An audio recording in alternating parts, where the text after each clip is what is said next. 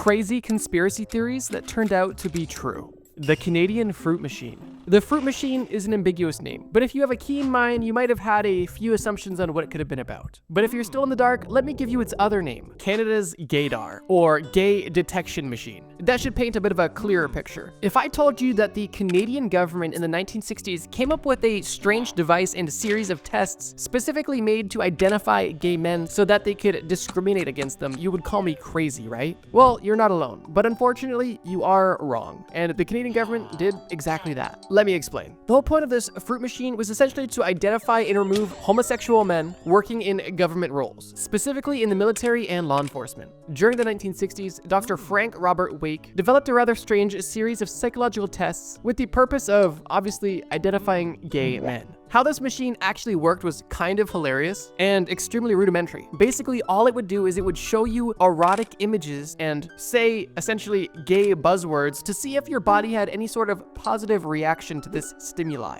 One of the markers they were looking for was a dilation of the subject's pupils, among other things. This was essentially the equivalent of a lie detector, but instead of detecting lies, it was detecting the big gay. Regardless of its ineffectiveness and rather strange methods to begin with, the results were taken seriously and led to the firing and discrimination of thousands of people, which unfortunately led to a huge rise in suicides, which is just heartbreaking. This entire project was discontinued in the late 1960s, making this entire fruit machine fiasco very short-lived, at least relatively, but the impact was still long-lasting. On top of the jobs and lives lost, the RCMP, the Royal Canadian Mounted Police, still continued to collect files on suspected gay people for years after this project was concluded. So if you're ever with a friend and they say, "That guy's gay," I can tell because I have gaydar. Tell them, you don't have gaydar. The Canadian government had gaydar, and they used it to discriminate, whether they were gay or not, as any little twinkling of evidence was good enough for them, and this had huge impacts. Then just sit there and awkwardly look at each other for a few minutes, and if they ask you how you knew this, you know what to tell them. Trust me, bro. The gay bomb. While we're on the topic of the big gay, I have one more for you. That being the gay bomb, which was a non-lethal chemical weapon theorized by, surprise, surprise, the United States military, specifically the Air Force. This bomb's purpose was simple yet strange. It was meant to be dropped over enemy territories, spreading a chemical mixture in the form of gas that would turn enemy troops essentially homosexual. This hypothetical weapon was confirmed in a 1994 Department of Defense document, where it spoke of a hypothetical weapon designed to dispense sexual pheromones among enemy forces to generate mutual attraction. Now, initially, I thought the military application would be that the soldiers would just be too busy loving on each other to get any fighting done, but that wasn't the case. It's actually a lot less interesting. Supposedly, the entire point was to cause confusion and panic amongst these troops, reducing their effectiveness in battle. Picture this. The year is 1993. You and your friend are sitting on the couch watching the movie Sniper, which just came out, when all of a sudden you say to your friend jokingly, "I bet the US government's probably thought about making bombs that would turn the enemies gay." You and your friend have a chuckle and continue the movie. However, the following year, you are hanging out with the same friend again, and instead of watching a movie, you are doing something that every teenager does, reading a Department of Defense release, when all of a sudden you see actual confirmation that the US Air Force was contemplating a gay bomb. After reading this, you're shocked, and you look your homie in the eyes and can't believe that your silly little joke was true. And in that moment, you and your friend start making out because you guys were gay. Alright, seriously though, the first two are a bit silly, but these get a lot more serious. Project MK Naomi. As I said, Project MK, I'm sure the word ultra was the first thing that popped into your head. And that's because most people know about that crazy true conspiracy theory. And for that reason, I wanted to add something a bit different. Project MK Naomi was actually the successor of MK Ultra, and was a collaboration between the CIA and the US Department of Defense. And it went on for almost 2 decades, from the 1950s to the 1970s. The entire goal of Project MK Naomi was to gain a deeper knowledge on chemical and biological warfare weapons, specifically to determine what substances would kill people and what chemicals would do what to people. Once the CIA and Department of Defense had a list of chemicals and a list of reactions ranging from irritation all the way to death, they then started focusing on unique delivery systems for these chemicals, most notable of which being dart guns, specifically dart guns either filled or having their tip coated with these specific chemicals, with one of the most famous examples being the heart attack gun. which was, like you may have guessed, a gun that shot a dart at a target that would, shortly after injection, cause a heart attack in the victim, making a very intentional death seem accidental. And it's no doubt that these weapons would have been very useful for spies, especially during the Cold War, when tensions and the need for a good spy was at an all-time high. And if you're for some reason unfamiliar with Project MKUltra, it's basically the government using LSD on non-consenting individuals to try to test mind control, as a very basic elevator pitch. But I'm assuming most of you are aware of that one. USA's fake Cuban attack. This video is quickly taking a very dark turn, but that's kind of how these lists go. In 1962, during the Cold War, the US wasn't just tense with Russia, it also had growing tensions with its southern neighbor, Cuba. Specifically because Fidel Castro had risen to power in Cuba, and was a rather large proponent of communism, or at least kept a very good relationship with Russia. During this time, the US experienced the Cuban Missile Crisis, which simply put was Russia putting their nukes in Cuba because the US had put their nukes in Turkey and Italy. This situation was scary, but it was resolved safely. However, the US did not forget, hence them coming up with Operation Northwoods. The plan suggested that the government would carry out a series of fake terrorist attacks on the American military and civilians, to then blame Cuba for these attacks and then justify going to war. Some of these crazy actions that they planned on doing to their own people was hijacking planes, sinking boats, and even bombing US cities, all done intentionally to point the blame at Cuba. But this wasn't just a get back for the Cuban Missile Crisis. This plan was part of a larger effort to oppose Fidel Castro's communist government, which was aligned directly with the Soviet Union, the USA's enemy at the time. And with the Soviet Union having an ally so close to US soil, the US was feeling the heat. Although, would that have justified any of these actions? I don't believe so. That being said, fortunately, none of these actually happened. Although it's not because the government had a change of heart and realized this was awful. President John F. Kennedy simply rejected the plan because he thought that this would cause a large-scale war against Russia, which he deemed to be too risky. Regardless though, none of these horrible attacks injured any innocent people, which is great. And nobody even knew about it until 1997, when the documents were declassified and made public. So yeah, although the government didn't sacrifice its own people in the name of war, they definitely heavily considered it, which is definitely concerning.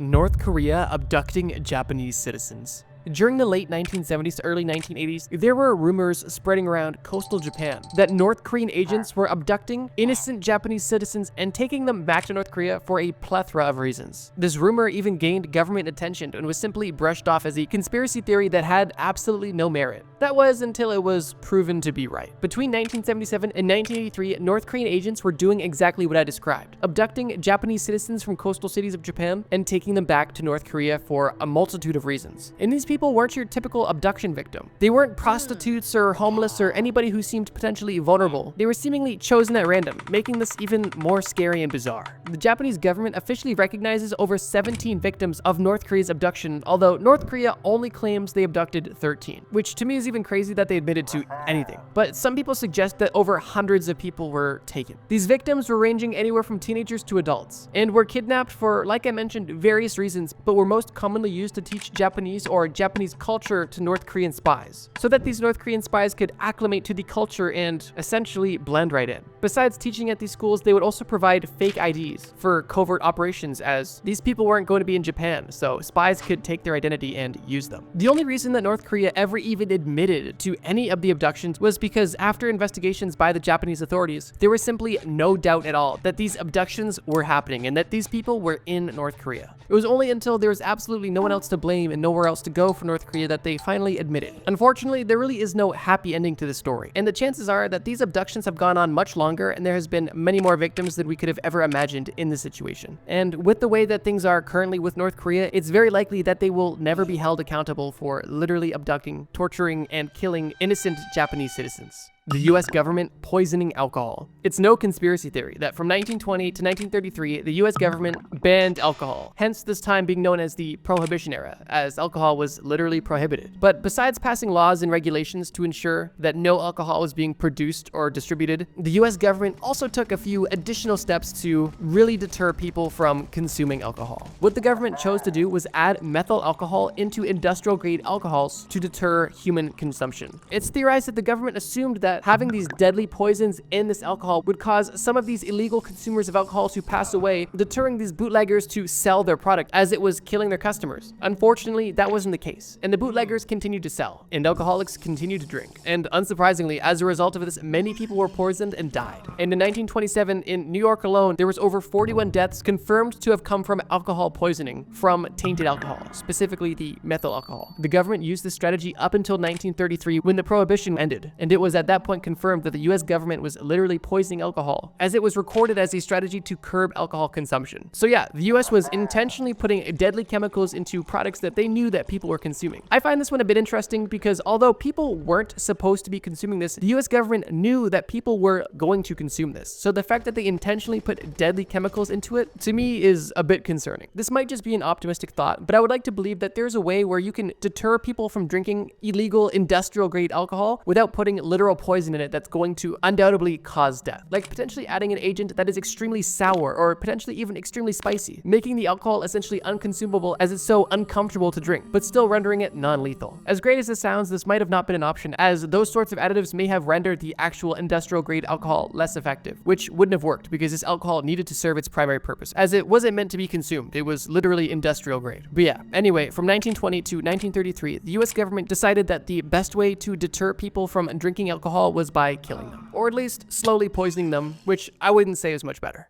The USA's fake Vietnam attack. And we're already back. Does this story sound at all familiar? But seriously though, I could make an entire separate video focusing solely on extremely deplorable things that the US government has done. But I do value living, so if you really want that video, let me know in the comments, but if not, I probably won't make it. That being said, let's get into the fake Vietnam attack. In 1964, USA was of course beefing, this time with northern Vietnam. This entire situation is known as the Gulf of Tonkin incident, and it marked a pivotal moment in the escalation of the US involvement in the Vietnam War. The situation happened in early August of 1964 and involved US naval vessels conducting operations off the coast of North Vietnam. On August 2nd, the US destroyer, the USS Maddox, was conducting intelligence patrols. And on this patrol, it encountered 3 North Vietnamese torpedo boats. There's a small conflict which led the Maddox to fire warning shots at the torpedo boats and the torpedo boats to respond with an unsuccessful attack. The Maddox suffered minor damage, literally only took a single bullet hole, but the North Vietnamese torpedo boats were significantly damaged, with crew either dead or severely injured. This entire encounter happened because the North Vietnamese were pretty sussed out about covert US-backed operations happening on their coast. Regardless, this incident was relatively minor in regards to the Vietnam War as a whole. But what isn't is the alleged second attack that happened 2 days later on August 4th, 1964. It was claimed that on this day, another attack on the USS Maddox and the USS Turner Joy had taken place. The ships were claimed to have been targeted based on radar signals and intercepted communications between the North Vietnamese. However, with these claims seeming very plausible, there was little to no evidence and were later debunked. The captain of the USS Maddox, John Herrick, was almost instantly questioning the validity of these claims, as he was the captain and heard no such thing of this second attack. And shortly after, the entire attack was debunked and proven to be nothing more than manipulation. Investigations even confirmed that there was no North Vietnamese forces present anywhere near either of these ships that night, and the intelligence that they had misinterpreted was simply manipulated to spin the story of a potential second attack. The reason why I'm talking about this fake attack is because it was used as justification to amplify the war. Congress even passed the Gulf of Tonkin Resolution, which allowed the US's involvement in Vietnam to escalate heavily, leading to significant troop deployments and a major intensification of the war. It wasn't until years later, after the war had ended, that the US Department of Defense admitted that the second attack never happened. And even later on, declassified documents confirmed that there was a strategic plan to use this fake second attack as a pretext to escalate the war, which ended up becoming one of the most controversial wars in US history. There's no doubt that the Vietnam War was controversial, and this is only a tiny glimpse of some of the stuff that was going on, at least on the US side of things. Project Sunshine. Fair warning, there is a reason why this entry is at the end of the list, and that's because it is by far the most morbid subject in this entire video. Project Sunshine is also known as the Dead Baby Project, and that alone should give you a small glimpse into the insanity that is this conspiracy theory proven true. Project Sunshine was a secret research project that was launched in 1953 to study the effects of radioactive fallout on human health and the environment. Already off to a bad start. The focus of this radioactive testing was specifically on strontium-90, which is regarded as the deadliest byproduct of nuclear detonation.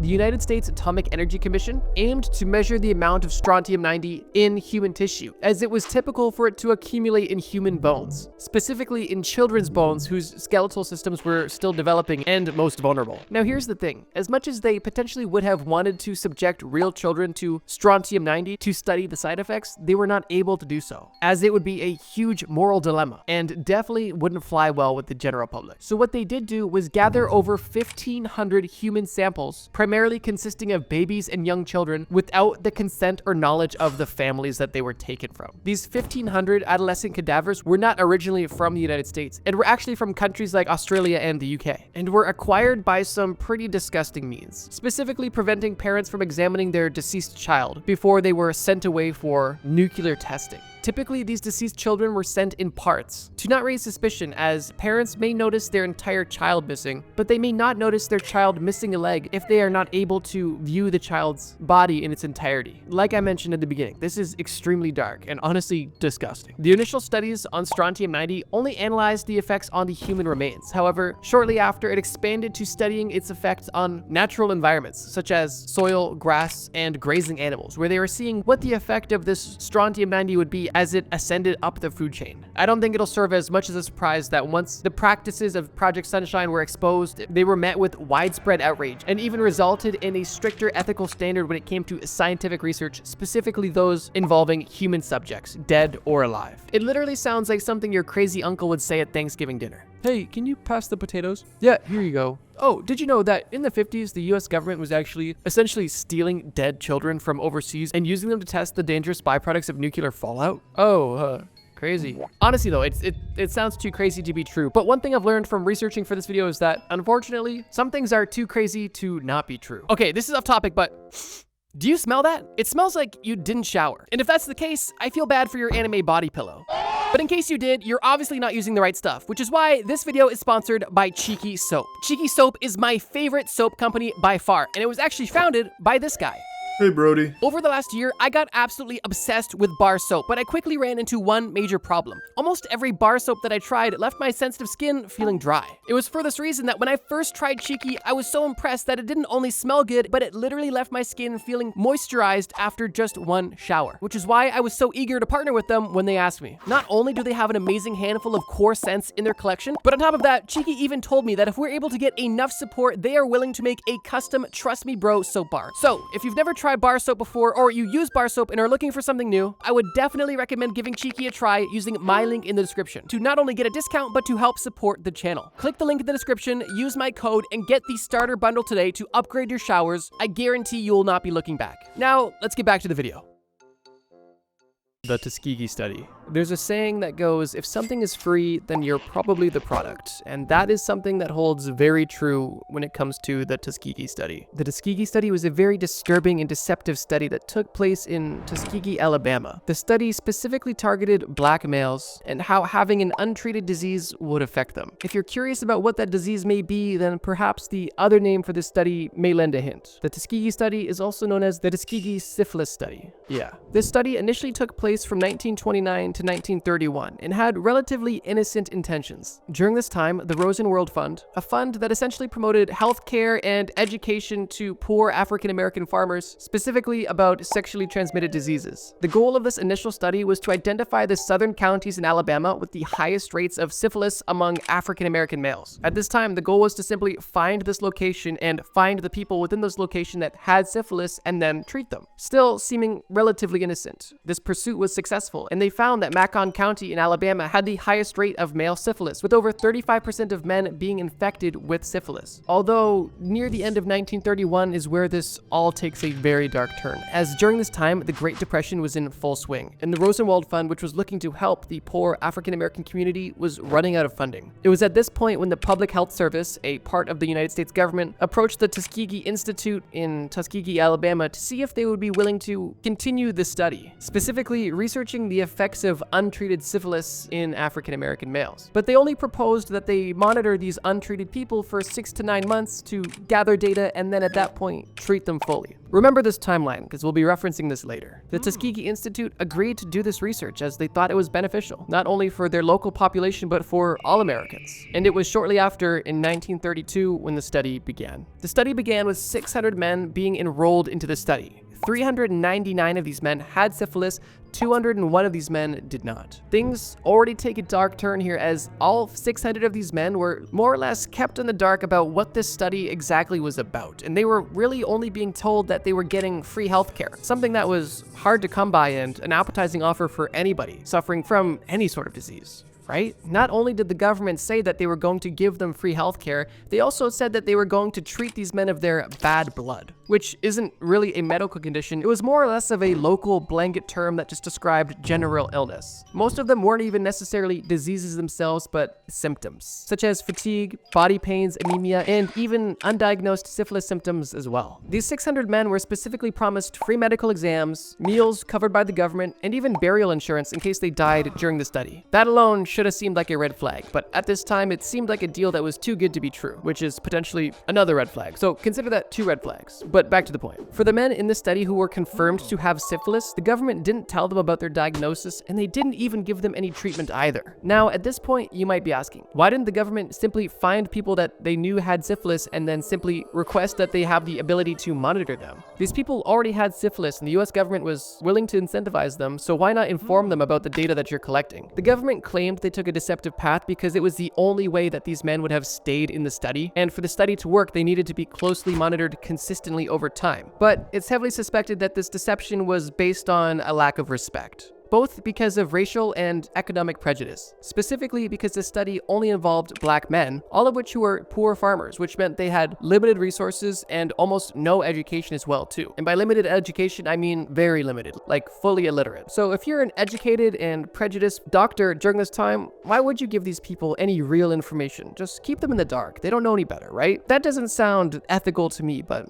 I suppose that was their mindset. So at this point, you may be thinking, sure, okay, the US government wasn't fully upfront and maybe wasn't even respectful to these people that they were studying, but so what? It's not like they gave these people syphilis. These people had syphilis. All they were doing was collecting data. And while I personally would say that there is a ton of ethical issues within that already, that is not the worst part about this study. That is only the beginning of this study. After the initial 9 months that this study was supposed to go on, they decided to extend the study and extend it again. And in 1934, the first major paper about the study of untreated syphilis was made public. And if you're thinking that now that there's a paper and they can end the study and finally treat these men, you're unfortunately mistaken. And it was at this point when the study was extended once again. And there was even a push from the medical community not to treat these men, but to actually prevent these men from getting treatment so they could see the prolonged effects of syphilis. And this is where we get to the darkest part of this study. The study actually went on for 40 years. And for a majority of that 40-year period, there was actually an extremely effective and safe treatment available.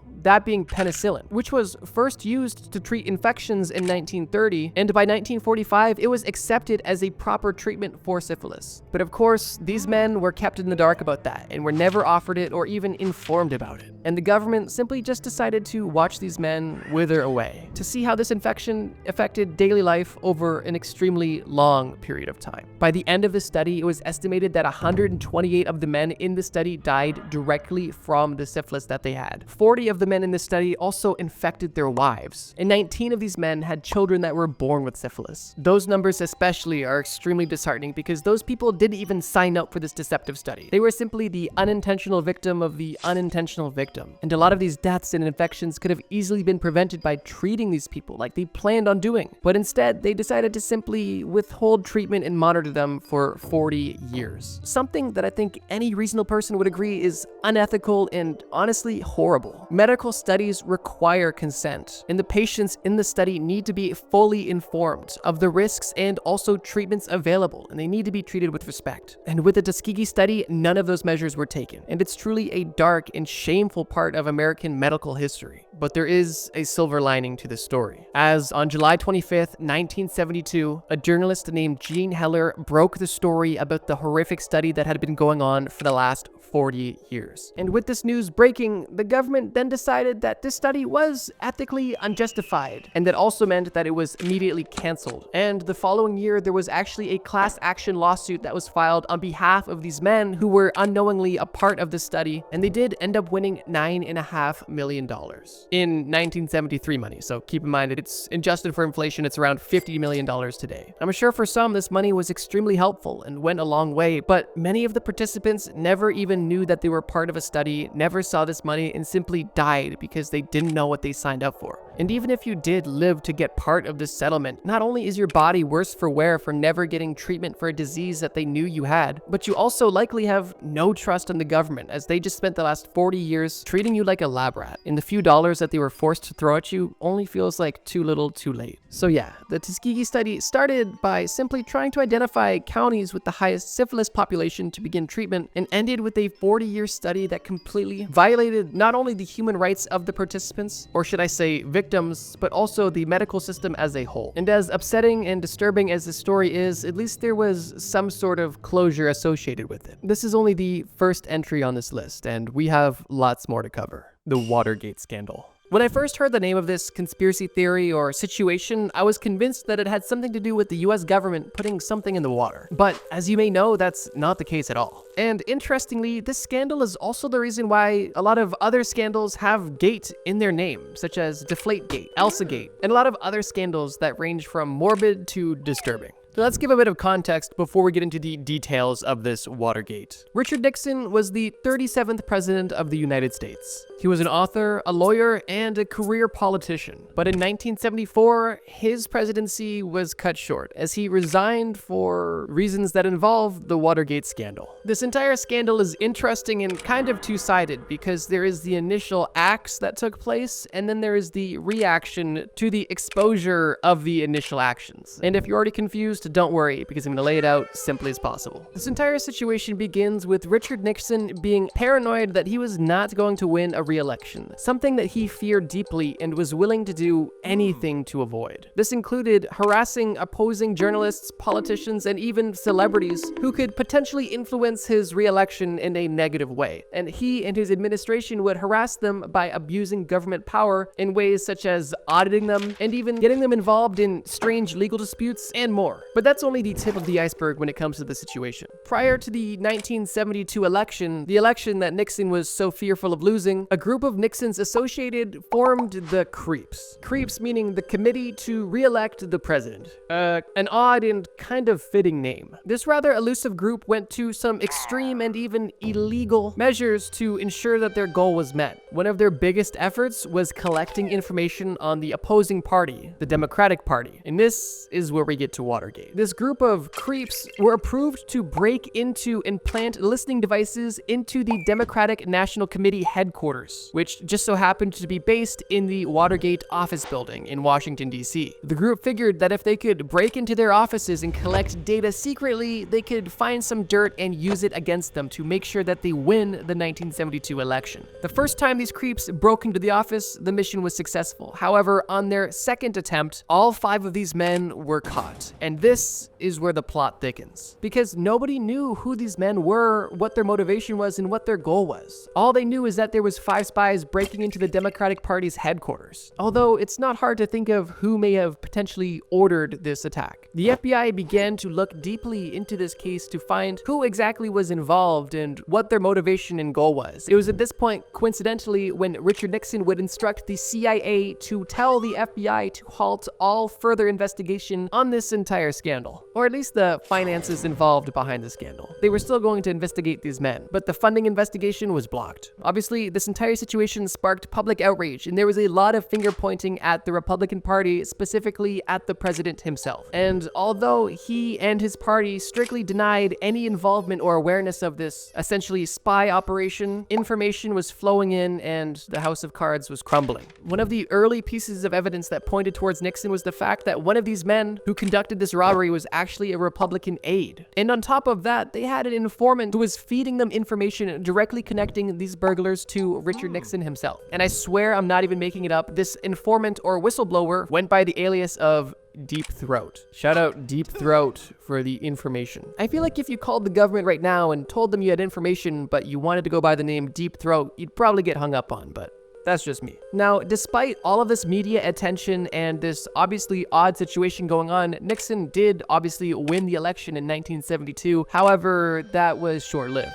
The following year in 1973, 4 of Nixon's top aides lost their job because they were involved directly in the cover-up. Through months and months of consistent investigations, there was only more and more dots being connected and lines being drawn directly back to Richard Nixon from these burglars and from this entire scandal. And while everything was still relatively unconfirmed, it became more and more plausible that Richard Nixon not only knew about this situation, but was also directly involved. And it was at this point as well when Richard Nixon's own assistant broke the news that Richard Nixon had installed spy devices all around the White House. And while his intentions aren't fully known, I would assume he did this to benefit himself, and unfortunately for him, these recording devices actually became his downfall, as they were able to prove his involvement. When Nixon's assistant broke the news in court that these devices were installed, the government instantly subpoenaed these devices to hear the recordings that he had captured. And of course, Nixon honored the subpoena and handed over these recording devices, right? No, obviously not. He not only denied to hand them over, but he also exercised an executive privilege, stating that the president should have some right to privacy, which obviously isn't what this was about at all. Eventually, these tapes were handed over, and after thoroughly being reviewed, it was confirmed that Richard Nixon knew exactly what was going on and was even providing hush money to these creeps. The president had 2 options: resign or be impeached. And as we know, on August 8th, 1974, he resigned as the United States president. This entire situation put people in jail, changed laws, and also changed US politics forever, as it was the first ever resignation of a president in the history of the United States. This conspiracy or scandal may not seem extremely shocking at this point, because I feel like nowadays trust in the government is at an all-time low, but that wasn't always the case. And there was a point in time when people had trust and respect for the powers that be and believed that they had integrity. This situation is undeniably bad, as it's a blatant abuse of power and is a demonstration of a president fighting dirty for his own gain. And while justice was served and there was a happy ending to this story, the situation really only exposed likely something that was already going on. So yeah, the president wanted to maintain his power, did some shady things to collect some information to win the presidency, but what's considered worst of all is the fact that he not only denied and lied about the situation, but also used executive orders to prevent the truth from being revealed. Regardless, people in these high positions of power should be held to a high standard, and integrity and honesty should come first. And I hope someday we can return to that. But yeah, let's keep going. Project MKUltra. MKUltra is one of the most notorious and disturbing covert operations in all of US history. And it's for that reason that I'm going to keep this section pretty brief and try my best to make sure that I really only focus on information that you may not have heard yet if you're already familiar. This entire conspiracy theory had one single goal: to explore the methods of mind control and behavioral manipulation in humans. The reason this operation even started was because after the Korean War, American prisoners of war who were being returned home seemed to have been brainwashed, as they were consistently repeating what they believed to be communist propaganda. To the American government, this was very concerning, because they assumed this had to be the result of brainwashing from their communist opposition, which meant that if these communists had mind control techniques that the Americans didn't, then they had an advantage over America. And obviously this meant that they needed to develop their own mind control techniques, or at least explore how they would go about it. Already, we're on a pretty disturbing note, but this really does only get worse from here. It was after this discovery when the CIA, which was relatively new at the time, was given $25 million to perform psychiatric experiments on humans. At the time, this was the most hidden and secretive project that the CIA and the US government as a whole was performing. And it'll become pretty obvious why when we get into the details. The government was finding patients at psychiatric hospitals, prisoners from federal prisons, and even random members of the public. And what they would do is dose them with drugs without their awareness and then do experiments on them to see how the drugs affected them. One of the most interesting and notable operations in MKUltra was an operation known as Operation Midnight Climax, which has an oddly fitting name, and essentially consisted of the US government building safe houses. And what these safe houses were essentially fake plant houses where US government funded prostitutes would lure men into these houses and then dose them with LSD where they were being observed. observed, typically behind a two-way mirror in that very safe house. In the last section, we talked about creeps in the government, but this brings it to a whole nother level. Not only were they paying prostitutes to lure men to essentially trapped houses, they would also dose them with drugs without their consent and experiment on them. But that's still only the tip of the iceberg. Another interesting thing that they did was hosting LSD parties, which was essentially a party where music was played and LSD was unknowingly given to the participants of this party. And these scientists would simply observe these people on LSD to see how they would react. And it's believed that these ongoing tests were actually a precursor to the hippie movement, or at least part of it, which is interesting. But MKUltra wasn't just prostitutes and partying. There was a lot of medical mismanagement, most famously at the Allen Memorial Institute in Montreal, Canada, where patients with relatively minor ailments would be taken advantage of and experimented on with aggressive drug cocktails. The main doctor at this institute, known as Dr. Cameron, pursued a concept that he called depatterning, and his concept and practice was truly evil. The goal of this practice was to reduce patients to an infantile psychological state, essentially giving an adult the mind of a child. And the point of bringing people to the state was so that the government could take advantage of this extremely vulnerable position and from that point rebuild their mind, giving them an entirely new psyche, thought process, mindset, and belief system to essentially control this person fully. Besides dosing these people with drugs, they would also put these people into comas and play messages over and over again until they sunk deep into the person's subconscious. And they even performed electroshock therapy and other forms of extreme therapy on these people as well. Disturbingly, this entire project went on for 20 years, from 1953 to 1973. And while it's not known the true number of people that were unknowingly experimented on by the US government in this 20-year period, it's likely safe to assume that there was hundreds, if not thousands, of victims of this disturbing study, many of which who were simply never the same, for reasons that they would never understand why. If you're experienced with drugs, then you likely understand how bad it is to have a bad trip, and you likely understand how detrimental it could be for someone who's never had a psychedelic experience to have an unknowing dose put upon them. That experience, for many, is likely completely mind-altering and also extremely terrifying, and it's quite disturbing how many people this had happened to. Although, once again, there is some sort of happy ending, I suppose. As in 1973, the operation was closed, once again by a whistleblower,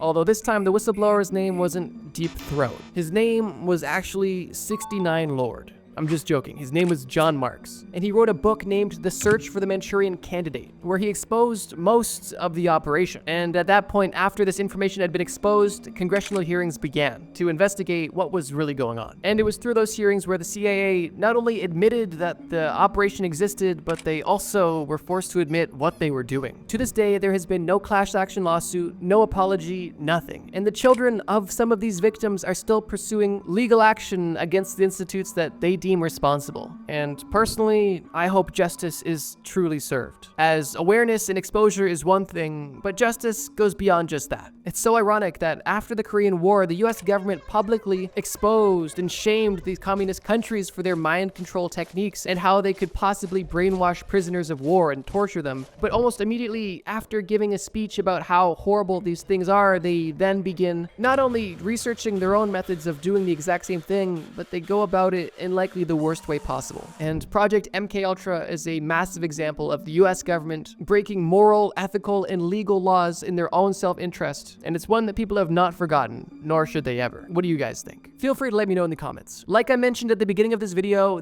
was made because of your overwhelming interest and support in the comments of the last video. So I just quickly wanted to make the same offer again. If you guys liked this video and would like me to make a part 2 about crazy conspiracies that the US government has been involved in, then please leave a comment telling me that you want part 2. I try to read as many comments as possible and I take your guys' suggestions seriously. So yeah, I thought I'd just mention that quickly. But without further ado, let's get to the last entry of this list, the Iran-Contra Affair. The US is still very much in a Cold War against Russia, and is still very much so anti-communist. And it was at this time when the president, Ronald Reagan, promised to support anti-communist insurgencies around the world. Meaning that if you were a country that was currently dealing with a potential rise in communism or the threat of communism, the US had your back to make sure that that wasn't a problem. Typically by providing arms, or at the very least, training. Reagan was particularly interested in a group known as the Contras, Contras, and this group was at war with another group within Nicaragua, known as the Sandinistas.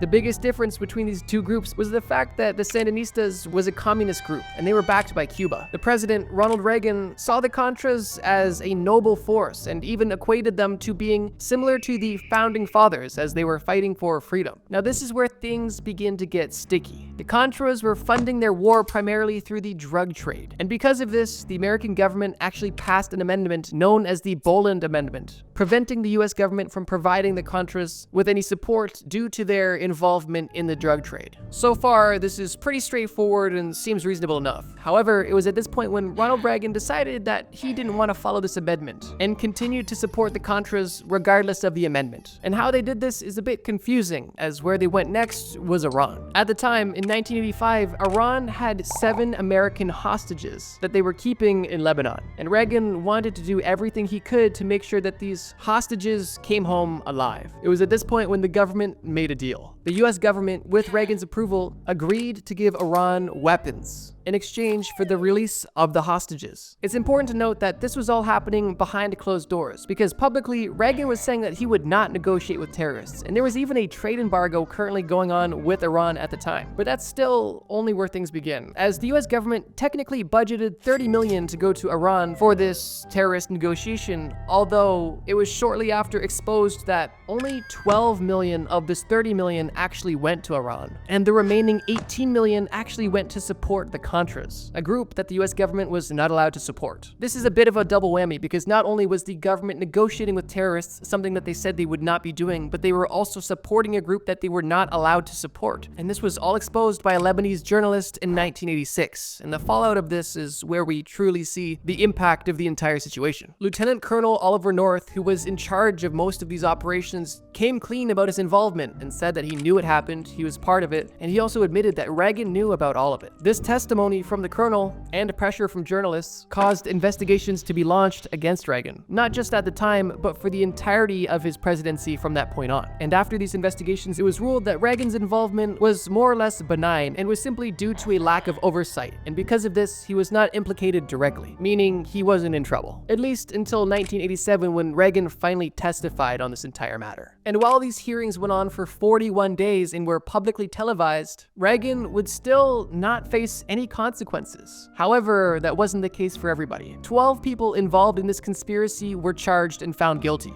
Those people being Robert McFarlane, Colonel Oliver North, 4 CIA officers, 5 government contractors, and Reagan's national security advisor, John Poindexter. Undoubtedly, this entire situation stained Reagan's image as a president and as an honest man. However, surprisingly, he was never impeached, never resigned, and actually left office with one of the highest approval ratings in US history, which to me either seems that people were uninformed about the situation or simply agreed with what happened, although it wasn't legal. Not only did it expose a level of distrust for the government, like in Watergate, but it also resulted in the US government literally giving an opposing terrorist organization $12 million out of a hypothetical $30 million that was supposed to be given to them, which I think a lot of people would consider to be a conflict of interest. And while obviously getting hostages home is important, giving them a proposed $30 million of weaponry seems a bit counterintuitive. Combine that to secretly funneling money to an organization that is currently trying to overthrow the Nicaraguan government that is funded by the drug trade, that's an entirely different can of worms as well too. And whether or not you think these actions were justified or moral, that's a decision that you have to make for yourself. But the point is the fact that the government was lying directly to the face of the people and doing things that they likely would have not voted towards or supported, which some would consider to be unlawful, unmoral, and unethical. And if the person you're supposed to trust is saying one thing to your face and then behind closed doors doing essentially the exact opposite, it's not a good look for the trust and faith in the institution that you're running. Operation Acoustic Kitty. During the Cold War as a whole, and specifically during the spy craze, the US government invested a lot of money into unique intelligence collection methods. One of the more interesting examples is Operation Acoustic Kitty. This operation had a simple premise and hilariously failed almost instantly. And it's for that reason that I wanted to discuss it first. Essentially, the plan behind this operation was that the US government was going to gather cats, train them, and then implant recording devices within these cats so that they could passively record any intelligence.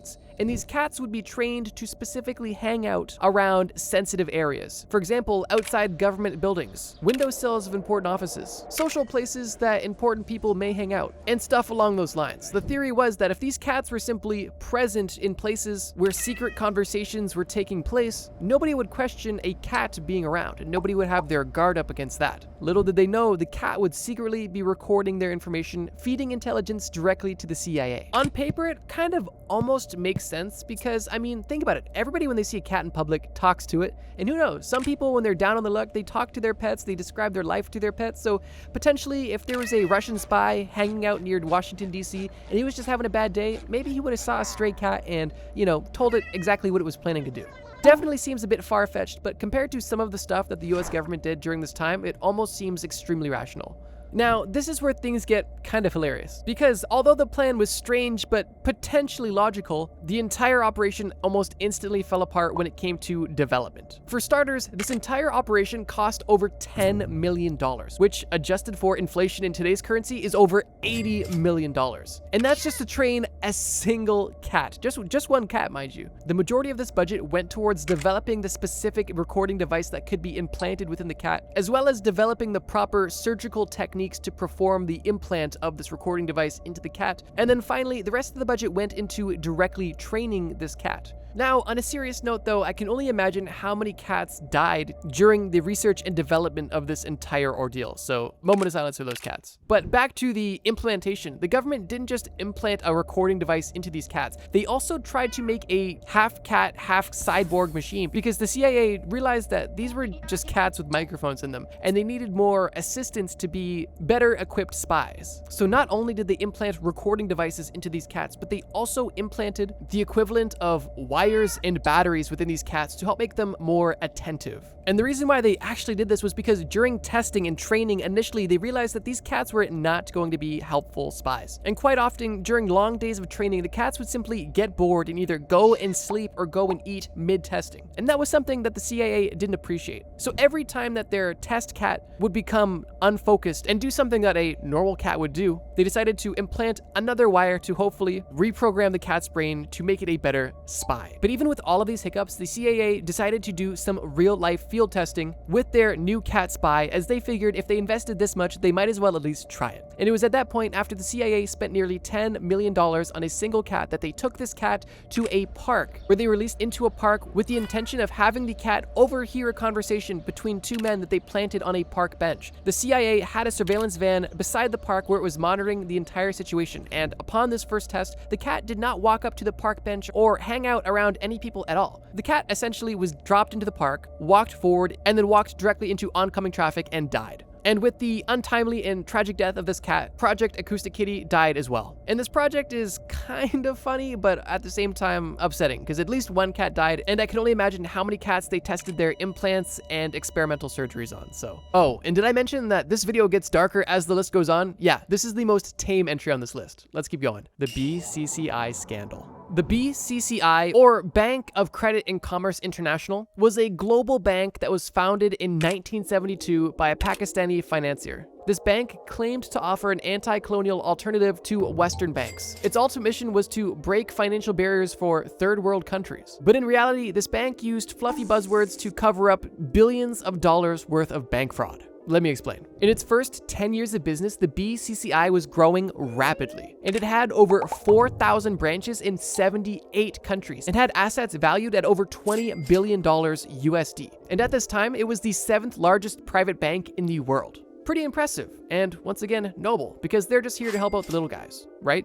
Well, unfortunately, their image didn't last long, because large banks, specifically Western banks and other financial institutions, became very suspect of the success of BCCI. And during the 1980s, financial regulators and intelligence agencies began to express their concerns that BCCI may be poorly regulated, to put it kindly. And not too long after these concerns began bubbling, investigations began and revealed the true purpose of BCCI. And the fact that this bank was involved in a massive money laundering scheme, as well as multiple other financial crimes. And not only that, but was also intentionally and successfully illegally gaining a controlling interest in a major American bank, something it was not allowed to do. In 1991, almost 20 years after BCCI was founded, it became the focal point of a massive regulatory battle. And on July 5th of that year, bank regulators in 7 different countries raided and locked down branch offices during an operation that was known as Operation Sea Chase. And during the investigations that followed this operations, investigators from the US and the UK determined that the BCCI wasn't set up to help the little guy, but it was set up deliberately to avoid centralized regulatory review and operated strategically in bank secrecy jurisdictions, where they do not need to disclose the same amount of information that Western banks may need to. Due to the lack of regulation, this bank had become the global hub for money laundering, which directly benefited and supported terrorist groups and massive drug lords globally. And on top of that, the BCCI was literally a Ponzi scheme that was run by its executives. And in 1991, when the bank was officially defunct, over $10 million were stolen directly from customers of this bank and simply never accounted for. The bank that simply wanted to get away from Western banks and help the little guy and break financial barriers for third world countries actually just ran a massive Ponzi scheme that not only subsidized terrorism, dictatorship, and drug trade, but also literally stole billions of dollars from their customer base as well too. The tactics used by BCCI are still used today in more recent massive Ponzi schemes, like for example, FTX, both of which were giant Ponzi schemes that acted outside of the US government's jurisdiction. And I'm not saying that the US government should control all financial activity, but shady players definitely love to avoid US regulation. And while being defrauded out of billions by your bank sounds awful, it's still not nearly as bad as some of the entries on this list. The FBI spying on John Lennon. We're already back to the Cold War. During this time, a lot of stuff went down, so expect to hear about it a lot in my conspiracy series. Regardless, during this time, there was a battle of ideologies taking place. Capitalism versus communism. And during this time, in the 1960s and 1970s, communism was growing in popularity domestically within the US, and this fear sparked the US government to start a program known as COINTELPRO. And while I could make an entirely separate video only describing the happenings of COINTELPRO, I thought I would give a brief description and focus on one of the unique happenings. Specifically, the reason why they spied on John Lennon and other celebrities at the time. The US government saw the growing popularity of communism as a domestic threat that was set on destroying the country from within. And because of this, they thought the best course of action was to spread negative propaganda against those sharing communist ideologies. One of the more famous examples of this was John Lennon. Specifically when he moved to the US in the 1970s. He was one of the most famous people in the world at the time, and he was very outspoken politically, which made him a target for the FBI's surveillance, specifically because they feared his influence on young voters. Ordered by J. Edgar Hoover, Lennon was closely monitored by the FBI and was even threatened with deportation over his political views. Now, obviously, COINTELPRO did a lot more than just spy on John Lennon, but I thought it was an interesting point to focus on for this short segment. But beyond the debatable motivations of COINTELPRO, it was unsurprisingly operating illegally, primarily undermining the First Amendment rights of civilians. There is actually a leaked COINTELPRO memo that proposed a plan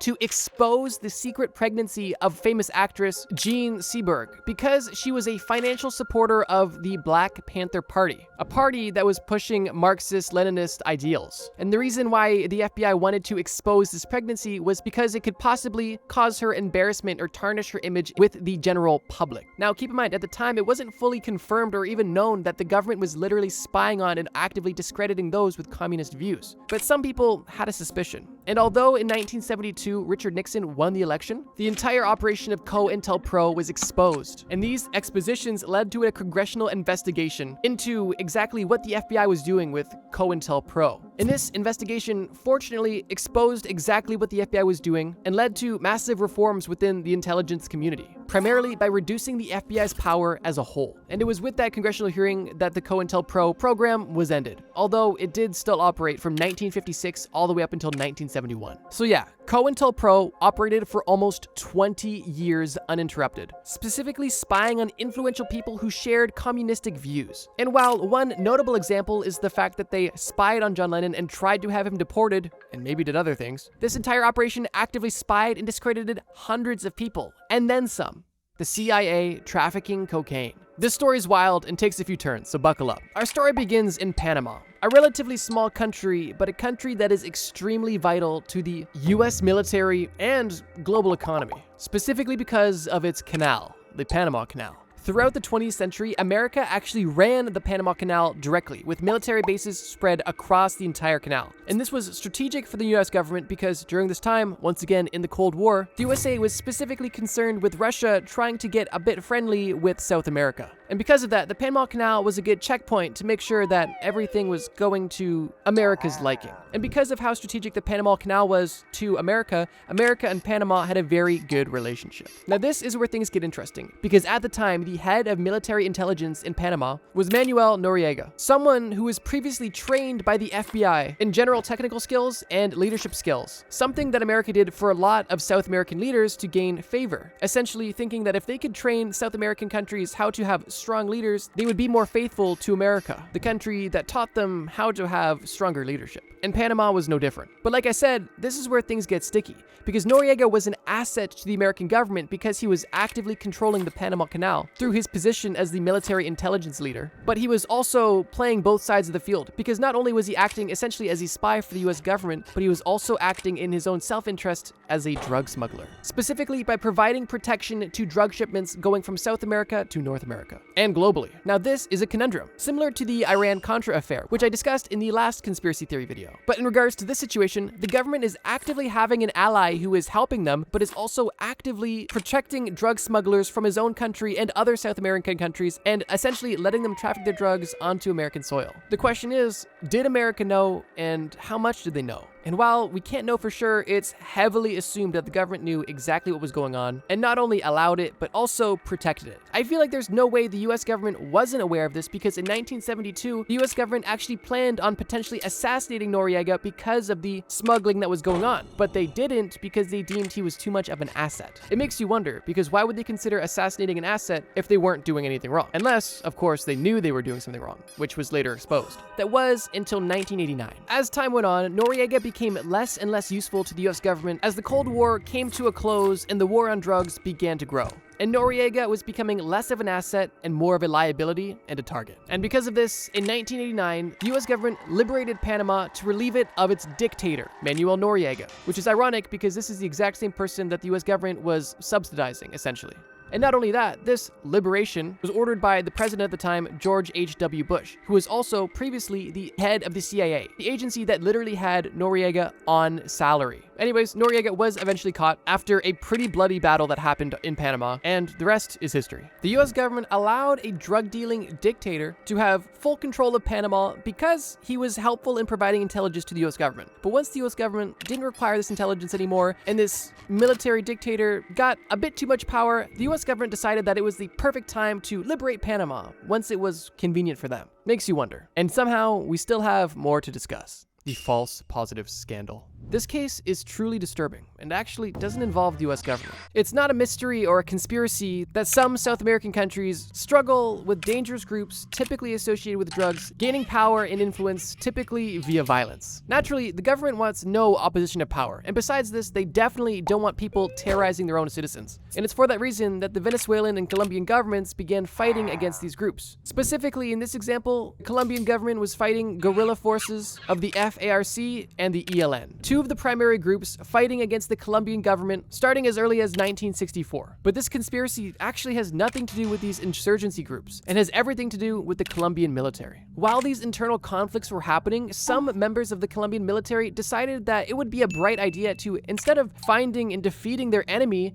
they could simply find and defeat vulnerable people and display their bodies and count those kills as success for their movement. If I'm being vague, let me make it extremely clear. Members of the military and even civilians would lure typically poor or mentally impaired civilians to remote parts of the country, offering them work, saying, hey, do you want to work here? There's a work opportunity. And instead of there being a work opportunity, the military would then kill these people and present their bodies to the authorities saying, hey, look at all these opposing forces that we killed. We're doing a really good job fighting the war on drugs, the war on terror. You should give me a promotion. You should give me other benefits. And this wasn't a one-off case. This was something that actively took place for many years. And in 2021, the jurisdiction of peace in Colombia reported the total number of victims to be over 6,400 people between 2002 and 2008. Just that 6-year span. They also believe that there was over 10,000 victims between the years of 2002 and 2010. But keep in mind, there was investigations into these practices going back as early as 1988, so the total confirmed number could be way higher. This is honestly insane to think that these military members were not focused on fighting the enemy that they had. They would simply murder innocent civilians to inflate their success, for them to feel like they're doing a good job and hopefully get a few more bucks. Insane. Bayer spreading HIV. If the name Bayer instantly doesn't ring a bell, then the name aspirin definitely should. And this is another conspiracy that actually has nothing to do with the American government or any government at all. But it's likely one of the most horrific examples of a conspiracy that took place in the private sector. Bayer is a German pharmaceutical giant, and like I mentioned, is most known for aspirin. However, Bayer faced a massive scandal in the 1980s when one of its subsidiaries, Cutter Biology, was producing blood clotting products. Now, obviously, producing medicine and medical products is not a conspiracy or a crime. So what did they do? Well, here's the deal. The blood clotting products that they were making to help hemophiliacs actually ended up infecting thousands of hemophiliacs with HIV. This happened because the blood clotting product that Cutter Biology was developing required blood from donors in order to be made. And Cutter Biology was using blood from high-risk donors in order to save money when producing this product. And surprise, surprise, some of this blood that they were selling at scale was contaminated with HIV. And because of this, many hemophiliacs who were taking Bayer's medication were unknowingly diagnosed with HIV. This by itself is disturbing and truly upsetting, but it doesn't quite end there. Because there was already so many questions, like why are they using high-risk blood in something that is literally going to be affecting somebody's blood? And how do they not consider this being an outcome if they knew that they were using high-risk blood? But once this product was exposed for contaminating innocent people with HIV, the US government instantly demanded that Bayer stop selling its products within the US, which it did. Although at this point, thousands were already infected. And while Bayer did stop selling in the US, they didn't stop selling elsewhere. Bayer actually developed another product using safer blood, no-risk blood, and they sold them in Western markets. Yet, at this time, when they had developed a safer version of this product and knew that their old product was still giving people HIV, they sold their updated product in Western markets, but they still continued to sell their old product in these South American and Asian countries where they knew they were actively infecting people with HIV. Bayer continuing to sell these products resulted in around 20,000 people being infected with HIV, and it's one of the most blatant examples of corporate corruption and misconduct. After infecting tens of thousands of people and killing hundreds and thousands of people through the infection that they gave people, obviously justice was served, right?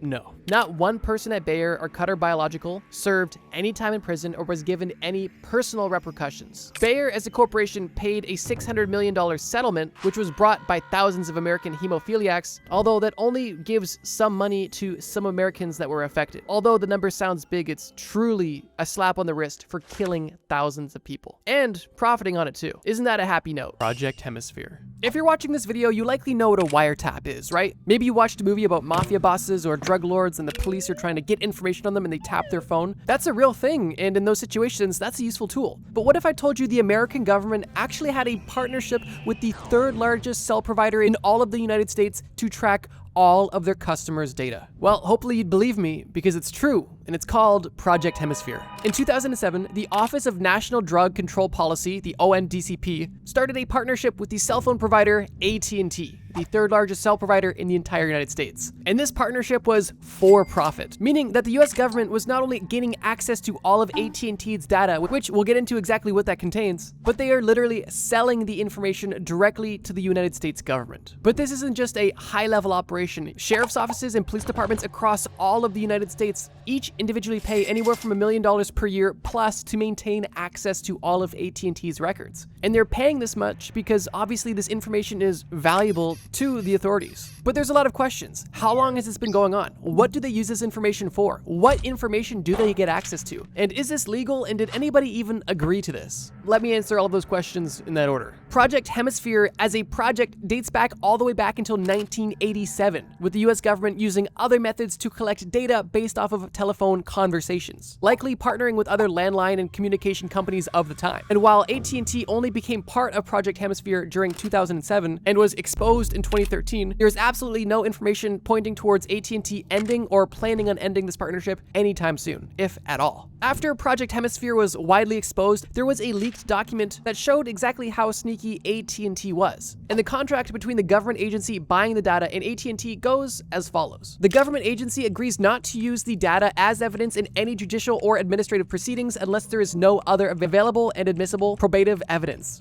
The government agency shall make every effort to ensure the information provided by the contractor is non-attributable to AT&T if the data is provided to a third party. That is a direct quote and also just a small snippet of part of the contract between these government agencies and AT&T. And what it basically says is, you didn't buy this from us and you don't even know where this came from. They essentially wanted to separate the AT&T brand as much as possible from the data that they were selling to the government. And while Project Hemisphere is still technically officially secret, all information used in court filings, case reports, and other documents involving Project Hemisphere are cited as information obtained from an AT&T subpoena, which on paper made it look like the government forced AT&T to give up the data on this one specific situation, but in reality, they were paying for it all along. And AT&T was more than willing to not only give access to their data, but to sell everybody's data to any government agency that was willing to pay. Now, what exactly did the government want to use this data for? In 2013, after Project Hemisphere was officially exposed, different law enforcement agencies made it seem like they were only using this to specifically find people that were involved in high-level drug-related activities. But through some of the available information during the initial expose in 2013, it was proven that they were also looking into other non-drug related crimes, such as bomb threats, impersonating military generals, organized crime, and other crimes of the sort. But they were all crime related. Now the question remains, what do they even have access to? What data is AT&T collecting, storing, and selling? And the simple answer is everything, always, and forever. The longer answer is AT&T specifically collects and stores metadata related to every single call that happens on any part of their infrastructure. And this metadata includes the phone numbers that called each other, who these people are, the date of these phone calls, the length of these phone calls, when these phone calls took place, where these people were when they took place of these phone calls, text messages, voicemails, and anything else that AT&T has access to, they are collecting, storing, and selling to the US government. And I guess the final question is this even legal?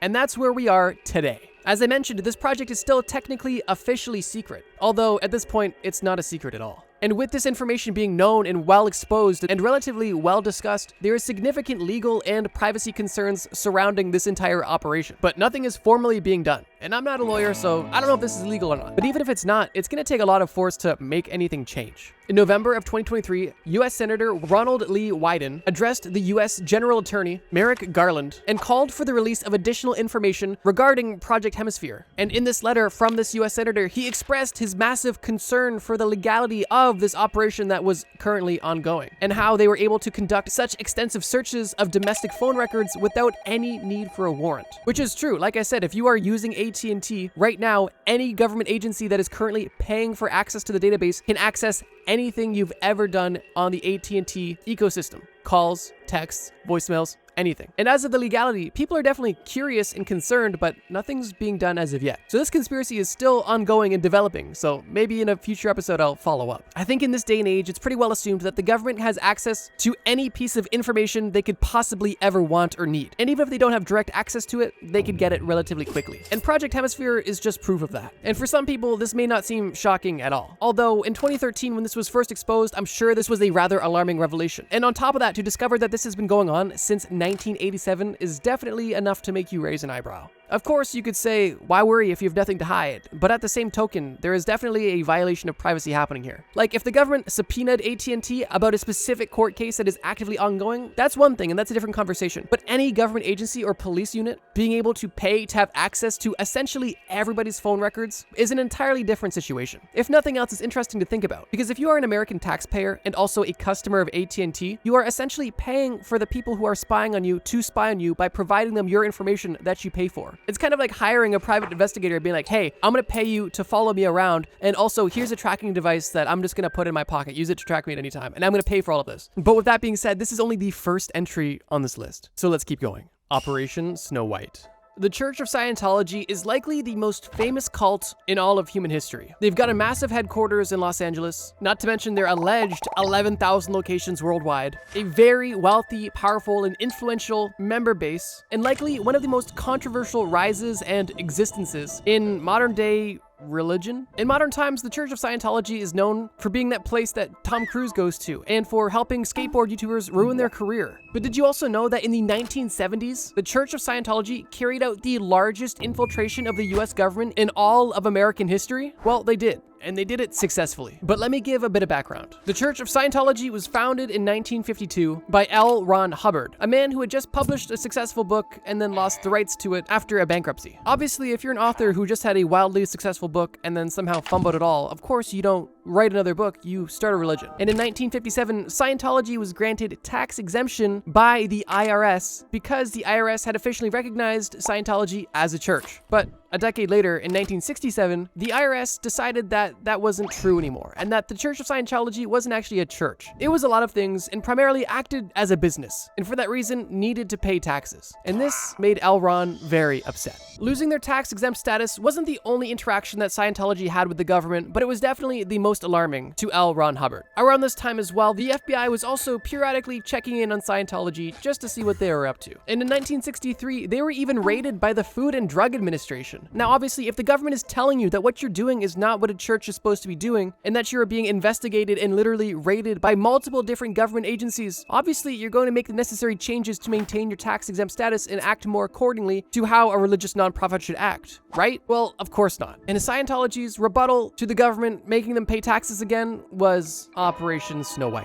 In 1966, a year before Scientology officially lost their tax-exempt status, L. Ron Hubbard had officially organized the Guardian's Office, which was a subgroup within Scientology that was specifically meant to carry out Operation Snow White. Now, the natural next question is, what is Operation Snow White? And bluntly put, it was Scientology's effort to remove any negative documentation about Scientology within the US government. Any document, any file, any report, anything within the US government that mentioned anything about Scientology that was even remotely negative, keep in mind, not even false, just remotely negative, was a target of Operation Snow White. And the goal was to have these files, documents, or reports stolen, destroyed, or at the very least, removed. And while this was happening officially in 1966, as early as 1960, L. Ron Hubbard was beginning to encourage members to take up jobs at the government, specifically as secretaries or bodyguards or janitors, any job that could get a member of Scientology within the United States government. Obviously, to exploit that power, but we'll get into that. Before Scientology was able to implant their own members into the United States government, they had to work with people that were already there. And that's where Michael Meisner and Gerald Wolfe come in. In 1973, both of these men worked for the IRS as typists, and they specifically worked in the Department of Religious Tax Exemption, a perfect connection for Scientology.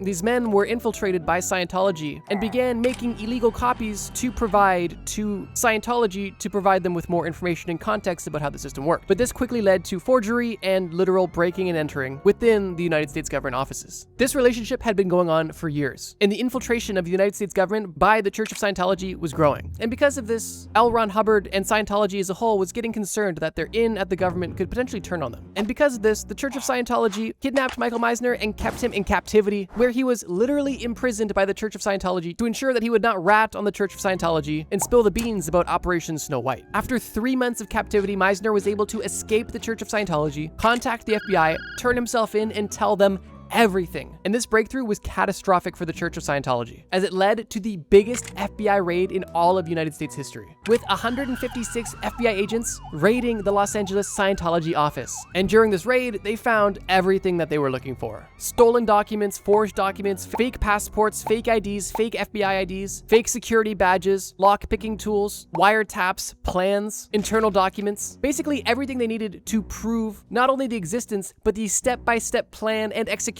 of Operation Snow White. One of the most insane findings about this entire raid was the fact that at its peak, Operation Snow White had likely up to 5,000 undercover agents infiltrating the United States government in one way, shape, or form. They were in or had access to at least 136 organizations within the United States government, including the IRS, the DEA, the Coast Guard, and so on, and had installed wiretaps and stolen documents from essentially every person working within the United States government that had anything to do with Scientology or tax exemption. The sheer depth that Scientology was able to penetrate within the United States government is insane. And it wasn't just the United States government that they were able to penetrate. These 5,000 spies that they had were across the globe, working within the government agencies across the globe as well to maintain their tax-free status and, most importantly, their good name in numerous countries around the world. In 1979, when Operation Snow White was fully exposed and fully ended, L. Ron Hubbard's wife and 10 other Scientologists were sentenced to 5 years in prison, which to me seems light considering the complexity of the situation, but that's irrelevant. And L. Ron Hubbard himself himself was actually never formally charged and spent the rest of his life after Operation Snow White in hiding. Operation Snow White is definitely interesting, and I think the only operation I've touched on so far that involves a private organization conducting a covert operation on the government. But yeah, the Church of Scientology really didn't want to pay taxes. And they didn't want to pay taxes so much that they were willing to essentially infiltrate the United States government to make sure that that didn't happen. And for a long time, they did so successfully. And as crazy as that is, we still have more to cover.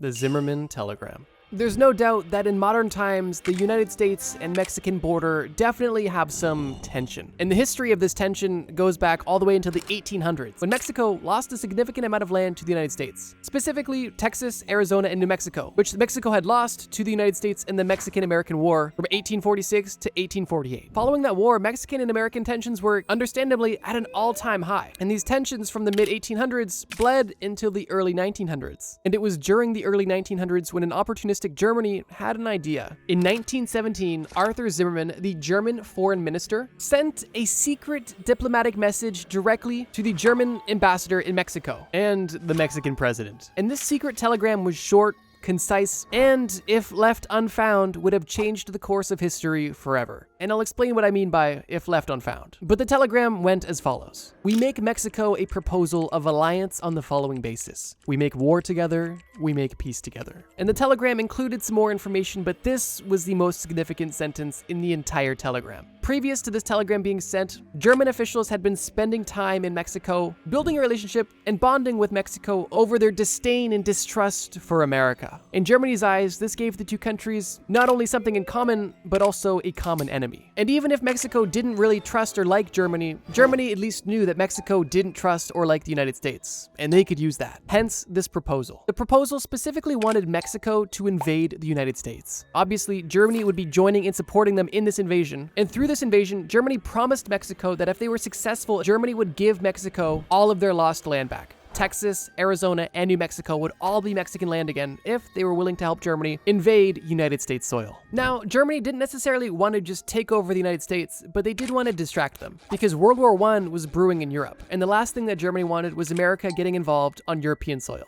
They had enough to deal with. So they figured if Mexico could distract America, Germany could focus on Europe. However, there's a reason why this never happened, and it's not because Mexico didn't want to. Truthfully, we don't know whether they wanted to or not, because they never got the opportunity to execute on this plan. This specific telegram that was sent from Germany to Mexico was intercepted by British intelligence, as they had been monitoring all of Germany's communications for this specific reason. And at first, it was reported that the British government didn't exactly know what to do about this information, because although they wanted to inform the United States about this plan as soon as possible, they also didn't want to give up too early the fact that they were spying on the German communications, because that would obviously cut off their supply of communication and lessen their intelligence, which obviously was not strategic. And after only a few weeks of planning a methodical way of releasing this information without giving up their secrets, the cat was out of the bag. And in February of 1917, the United States public was made aware of the Zimmermann telegraph. This information changed the course of history, because during this time, the American people had largely supported neutrality within this war. But once it was abundantly clear that America was a direct target of Germany, the American people definitely saw the situation over in Europe much differently. And with growing public pressure from the telegram being leaked and Germany continuing to use unrestricted submarine warfare, the president at the time, Woodrow Wilson, decided to declare war on Germany in April of 1917, officially getting the United States involved in World War I. So yeah, the Zimmermann telegram is a crazy story for multiple reasons. Firstly, because Germany just had such a devious plan to attack and distract the United States using Mexico as a proxy, and also the fact that one telegram being intercepted by British intelligence literally changed the course of history by preventing this attack and also getting the United States involved in World War I. And it's also a bit ironic too, because the entire reason for the Zimmermann telegram was to keep the United States out of World War I happening over in Europe. And because of this interception and this proposed attack directly on the United States, it backfired on Germany completely and got the United States directly involved in the war. To me, this is such an interesting piece of history, and it was something I knew nothing about in regards to World War I. And for that reason, I knew I had to add it to this list. But if you can believe it, we've still got more ground to cover. So let's keep moving. The US government helping Saddam Hussein. When you hear the name Saddam Hussein, the first thing you probably think is public enemy of the United States, not necessarily ally of the United States. However, both of those statements are technically true, depending on the time frame. During the 1990s and 2000s, there is no doubt that Saddam Hussein was an enemy and a target of the United States government. And there's a lot of reasons for that. But did you know that before he became such this large public enemy, the US government was actually directly supporting Saddam Hussein during the Iran-Iraq War from 1980 to 1988? To be very clear, they weren't necessarily on good terms, but it was definitely a situation of an enemy of my enemy is my friend. During the late 70s and early 80s, the US government viewed Saddam's regime as beneficial pushback to Iran's growing influence after the 1979 Iranian Revolution, which literally overthrew the US-backed Shah and replaced him with an anti-American Islamic government. Once again, we're talking about another situation where a government is taking advantage of another country's political unease. Iran and Iraq were at war, and the US was definitely not happy with Iran because they had literally just had their US-backed government overthrown by an anti-American government, and for that reason, the US was rather keen to help Iraq defeat Iran, even if they weren't necessarily friends. One of the biggest aids provided to Iraq by the United States government was satellite imagery. The United States had satellite imagery of Iran's military building up specific military bases that were near and likely to invade vulnerable or unprotected parts of Iraq. But the US government didn't only just provide Iraq with military intelligence and satellite images. They also provided weapons and materials that were used to develop chemical weapons. Chemical weapons that Saddam used against Iranian troops and even civilians. Now, a different conspiracy within this conspiracy was whether or not the American government knew that Iraq was using the materials provided by the United States government to create chemical weapons. That was until declassified documents revealed that the US government were well aware that Iraq was committing war crimes via the materials they were providing them, but decided that they were just going to ignore the war crimes because Saddam at this point was being a useful ally by attacking and fighting Iran. But everything began to change in 1990 after the Iran-Iraq War, because in 1990, Saddam Hussein decided to invade Kuwait, which directly threatened the US, specifically through their oil interests that they had in the Persian Gulf at the time. This attack almost instantly made the US government shift its stance on Iraq and Saddam Hussein, and they began to label him a dictator who needed to be removed. And a year later, in 1991, Gulf War began. And in 2003, after a decade of sanctions, the US invaded Iraq and executed Saddam Hussein. And just goes to show that just because you and someone else have a common enemy doesn't necessarily mean that you guys are on the same page. And the same weapons that the US government provided to Iraq to fight Iran were also used to fight Kuwait, which directly negatively impacted the US government. And obviously, in this situation, the US was fine with war crimes as long as you're on their side. But if you're gonna mess up their oil connections, you're gonna have a serious problem. For some of my older viewers, this may or may not be news to you. However, for a majority of my younger following, or for people who didn't have the full story about this entire conflict, I thought that this tidbit about America helping Saddam Hussein was definitely an interesting piece of American history. And yet, we're still not done yet. Before we get to the last entry in this list, I just need to say, if you guys are enjoying the series about crazy conspiracy theories that turned out to be true, please leave a like or leave a comment letting me know that you want me to continue this series. Ironically, some of your guys' favorite videos are some of YouTube's least favorites, specifically the conspiracy and drug series. However, I will continue to make them as long as you guys continue to support and want them. My ultimate goal is to give you guys exactly what you want. And as long as I know that you guys want this content, I'll continue to make it for you. Your guys' support really means a lot, and I take your feedback seriously. But with that being said, let's get to the final entry on this list. Walt Disney working for the FBI. Walt Disney is one of the most famous people of all time, and there is a ton of conspiracies surrounding Walt Disney. And I think we've even discussed the whole him freezing his body thing in a different video. But this true conspiracy actually has nothing to do with that, and has everything to do with his involvement with the FBI, which to this day still is one of the more secret and ominous things about his personal life. When discussing the thoughts, opinions, or beliefs of Walt Disney, there's a lot to bring up, and a lot of assumption and skepticism. But one thing that was absolutely confirmed was Walt Disney's absolute disdain for communism and anything that was anti-capitalist. Coincidentally, during this time, the US government had the exact same thought, and this was prompted by the Red Scare, which was essentially the government's fear of communist ideals or beliefs or influence gaining popularity or taking place on American soil. And because Walt Disney and the United States government were both on the same page and both extremely powerful, in the 1950s, they decided to form a partnership. Walt Disney specifically acted as a confidential informant for the FBI, and his role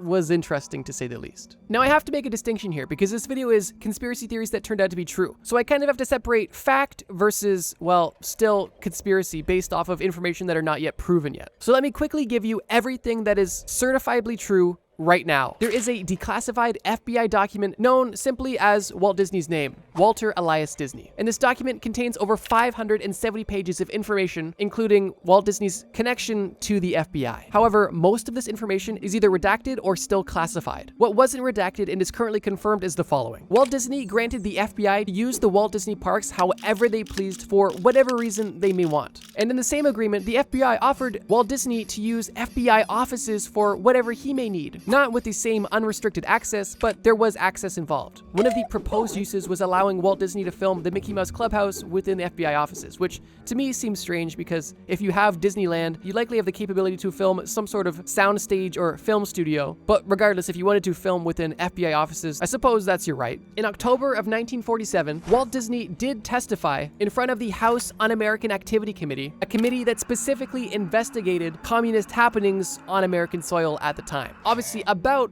communistic concerns he had observed. I mention this because this is a documented fact and also gives more weight to what I'm about to discuss, which leads into the realm of uncertainty and possible conspiracy. So stepping out of the facts, it is claimed that from 1940 all the way up until 1966, at the year of his death, Walt Disney was directly involved with the FBI, which was confirmed that he was at least somewhat involved as an informant. But it is also believed that Walt Disney was specifically using his connection and authority within Hollywood to essentially report on individuals in Hollywood who were suspected of having either communist ties, beliefs, or had ideals that they were looking to influence or share with others, typically through media. In our last video too, we talked about how at this same time, during the second Red Scare, the US government was also publicly discrediting people that were outspoken about their communistic views, with the government aiming to discredit these people so people wouldn't believe them and start to also agree with communism. That operation was known as COINTELPRO, and I actually talked about it in my last video. So this one is kind of debatable because I'm talking about a lot of things that actually aren't proven true, but I think the story is worth mentioning, and there is obviously truth that is currently publicly available, and I think it sparks an interesting conversation. At the very least, provably, Walt Disney was involved with the FBI, and depending on who you talk to, there's a whole slew of other thoughts of what else was going on there. But I think the story definitely holds a bit of weight considering the time where this took place and what the government was actively doing at this time with COINTELPRO. So, like I said, because this is a video about true conspiracies, let's just say that the conspiracy was that Walt Disney let the FBI use his parks. And in that case, that's a completely true conspiracy, and Walt Disney did give the FBI access to use the park however they saw fit, if they absolutely needed to. But everything else I did mention, as I'm clearly outlining once again, is still kind of up in the air. But I thought it was worth mentioning because it added a lot of interesting detail to the situation. Bigfoot Files.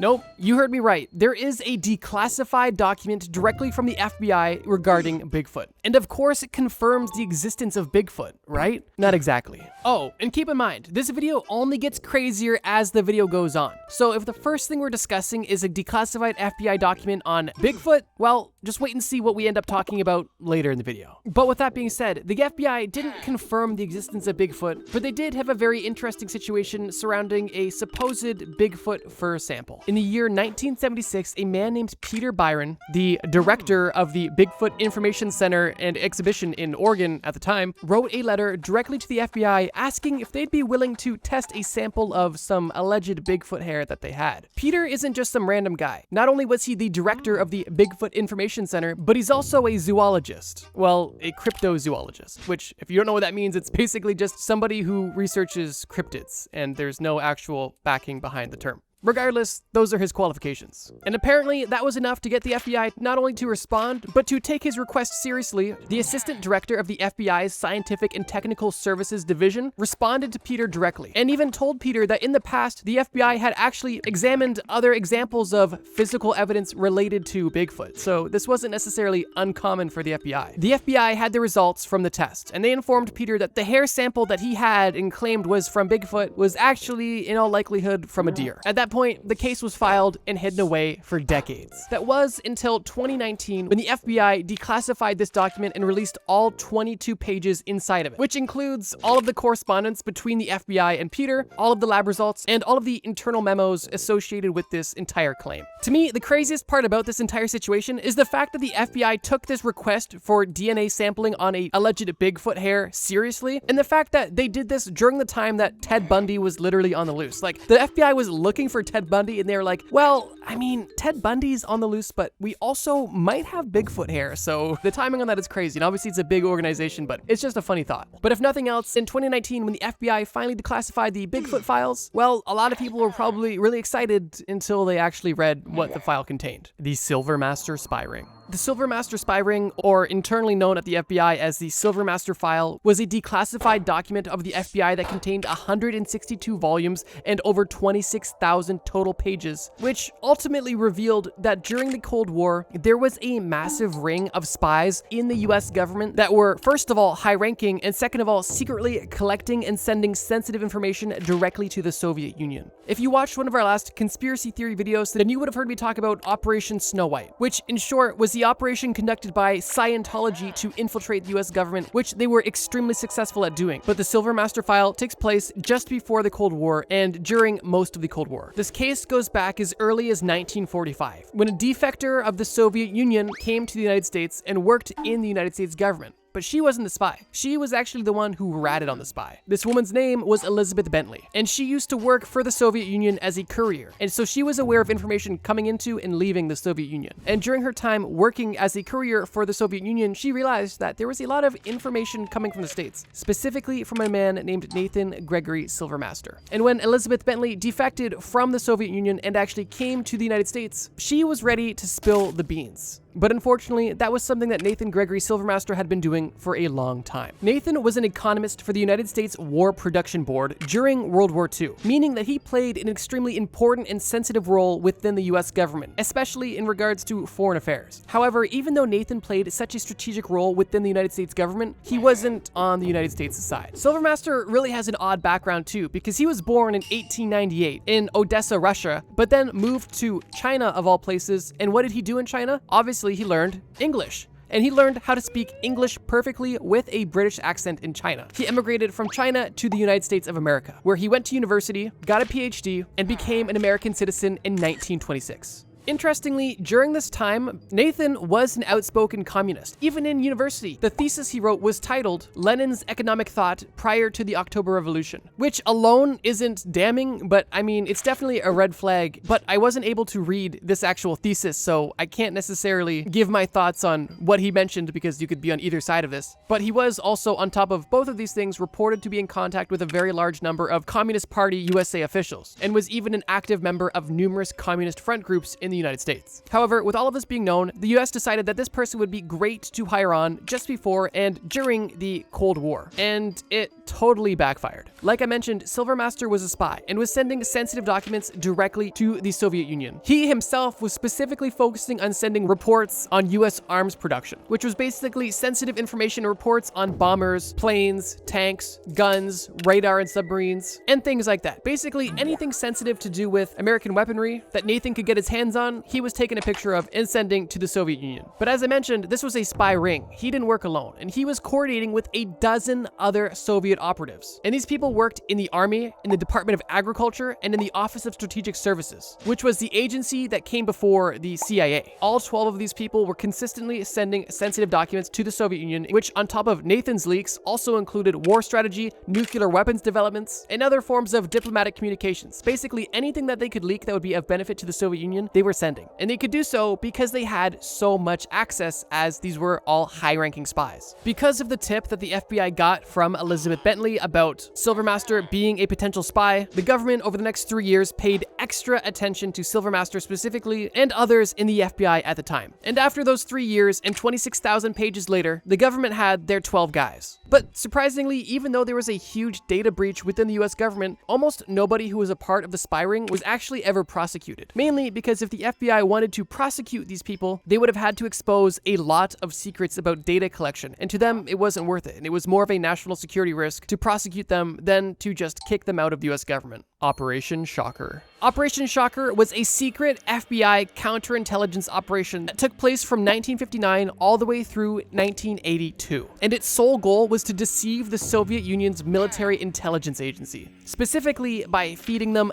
fake information. I knew I obviously had to put Operation Shocker after the Silvermaster Files because it just makes so much sense. Operation Shocker centers around one man, Joseph Edward Cassidy. He was a U.S. Army first sergeant, and his job was to pretend to defect from the United States of America to help aid the Soviets. And after getting full approval from the U.S. Army, he was officially able to work as a double agent. He of course had to start by building trust with the Soviet Union, which is exactly what he did, and he gave the Soviets real information that was very low risk, but it was enough to build trust. And once the relationship between Cassidy and the Soviet Union was established, that's when the shenanigans really began to start, as Cassidy would slowly feed the Soviet Union fake documents. But not just a few. Over the course of this operation, Cassidy fed the Soviets over 4,000 documents. One of the main focuses of a lot of these documents were about a fictional nerve agent that the United States government was developing. The point of this information on this fake nerve agent was to A, make the Russians paranoid, and B, make them spend time and money developing and researching a nerve agent that didn't exist. And while Operation Shocker very likely caused the Soviet Union to waste time, energy, and resources on developing an antidote and protection measures from this fictional nerve agent, and possibly causing them fear of what the United States may do with this nerve agent, this operation was definitely not fully beneficial for the United States. Firstly, because 2 FBI agents actually died in a plane crash while conducting surveillance for Operation Shocker, and because this operation was so secret, the families of the agents that died were told lies about the entire thing until this was later declassified. But besides the FBI agents that were killed, it's suspected that because the US government was feeding fake information about a nerve agent to the Soviet Union, this caused the Soviets to begin researching their own nerve agent. And because of that, the Soviets did develop a very real nerve agent, which was known as Novichok. Up until this time, the Operation Shocker documents were declassified. Nobody besides a few high-ranking agents in the FBI were even aware of the true full scope of Operation Shocker. But today, everybody knows the truth. And I'm really hoping that the families of the lost FBI agents know the truth as well. Because imagine if they didn't know and you're just laying on your bed watching a YouTube video and you know the truth and they still don't. Operation Shocker was truly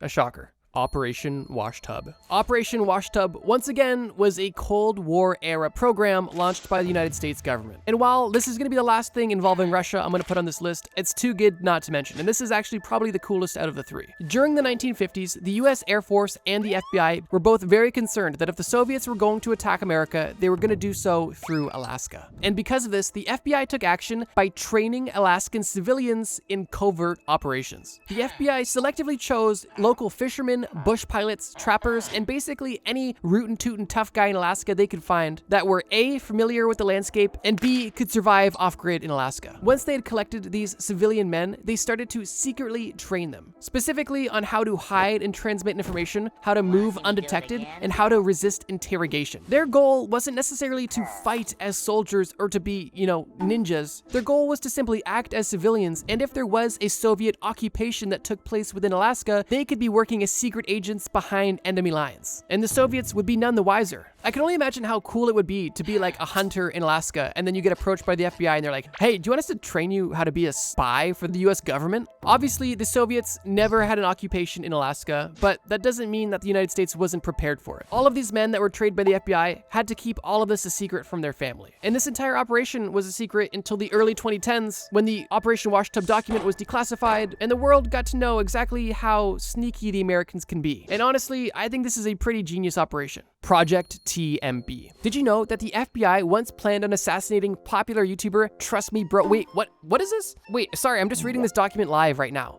The FBI said that the only way that they would not eliminate Trusty Bro is if Trusty Bro hit 1 million subscribers in the year 2025, and that his subscribers considered checking him out on Twitter and Instagram, just in case anything happened to his YouTube channel. Guys, this is a crazy declassified document, and it's probably best we take it seriously. For the sake of me and the channel, if you like our content, consider subscribing. And I've never mentioned our other socials before, but I have a Twitter that's pretty inactive, but it's there, and I have an Instagram that we post pretty regularly on. So if you're a fan of the channel, check it out.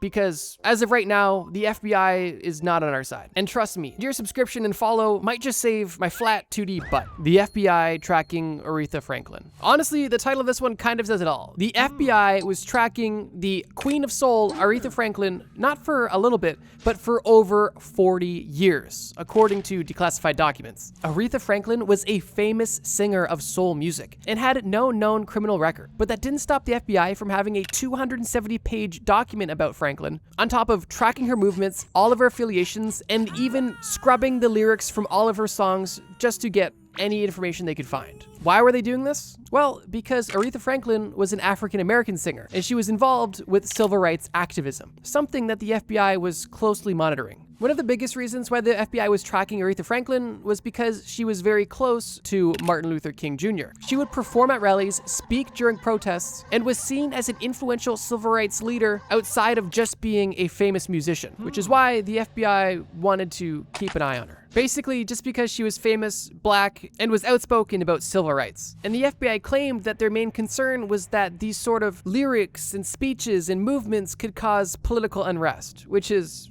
interesting to say the least. And if you watched our last video about conspiracy theories, then you would know that Aretha Franklin was not the only person that was monitored by the FBI. There was an entire FBI operation known as COINTELPRO, which was dedicated to monitoring, gathering information, and even publicly discrediting and shaming people associated with either civil rights movements or communist movements. And this included a lot of famous people, including Martin Luther King Jr., John Lennon, Elvis Presley, Jimi Hendrix, Frank Sinatra, and many, many more. The files that the FBI kept on Aretha Franklin never showed that she did anything wrong. And the only thing that it really proved was that the FBI was willing to waste money to make sure that famous, rich, influential black people weren't saying anything that they didn't like. Operation AJAX. Operation AJAX was an operation led by the CIA, not the FBI. But it's worth talking about, so I'm going to mention it here, and was also in collaboration with the British intelligence agency MI6, a group you've probably heard of. Operation AJAX revolves around Iran, oil, and overthrown governments, and you can probably already see where this is going.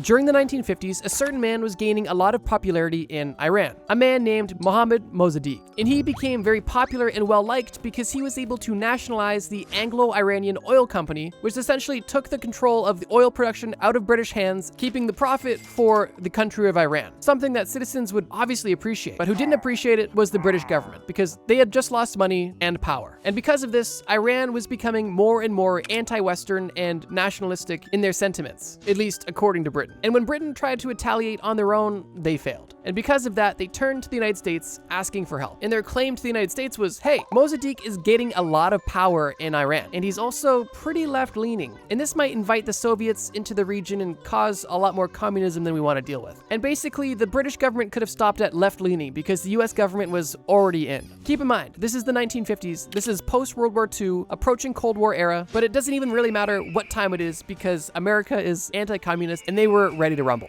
Once the United States government joined forces with the British government, Project AJAX was fully underway. The ultimate goal of this collaboration was to remove Mossadegh from power and install new management in the country of Iran that were more to the liking of the British and American governments. Part of what the British and American governments ended up doing was creating massive propaganda campaigns within Iran, bribing Iranian officials, infiltrating the press to spread messages that were more aligned with what the British and Americans wanted, and organizing intentionally violent riots in the street of Iran so that they could blame it on Mossadegh's incompetent government. And with all of these tactics and others put together, the goal of making Mossadegh seem unfit worked. And it set the stage for the return of the previous political system they had prior to Mossadegh, which was monarchical control. And once all of the covert operations from the US and British government worked, the Iranian military themselves actually backed the pro-Shah factions that were emerging in Iran and forced Mossadegh out of power. At this point, with the power vacuum in full effect, the US and the UK installed their own preferred monarch, Shah Mohammad Reza Pahlavi. And this installed ruler ruled as the autocratic monarch for the next 26 years, and coincidentally, during his time in power, had rather substantial support from the West. That was until 1979 when the Islamic Revolution happened. When all of this was going on, there was a lot of people that were suspicious that this coup that the US government was essentially subsidizing and taking part in was happening. But of course, the US government and the British government denied it for many, many years. But decades later, the files surrounding Operation AJAX became declassified, and the CIA formally acknowledged its role in this coup that they had orchestrated in Iran in the 1950s. But by that point,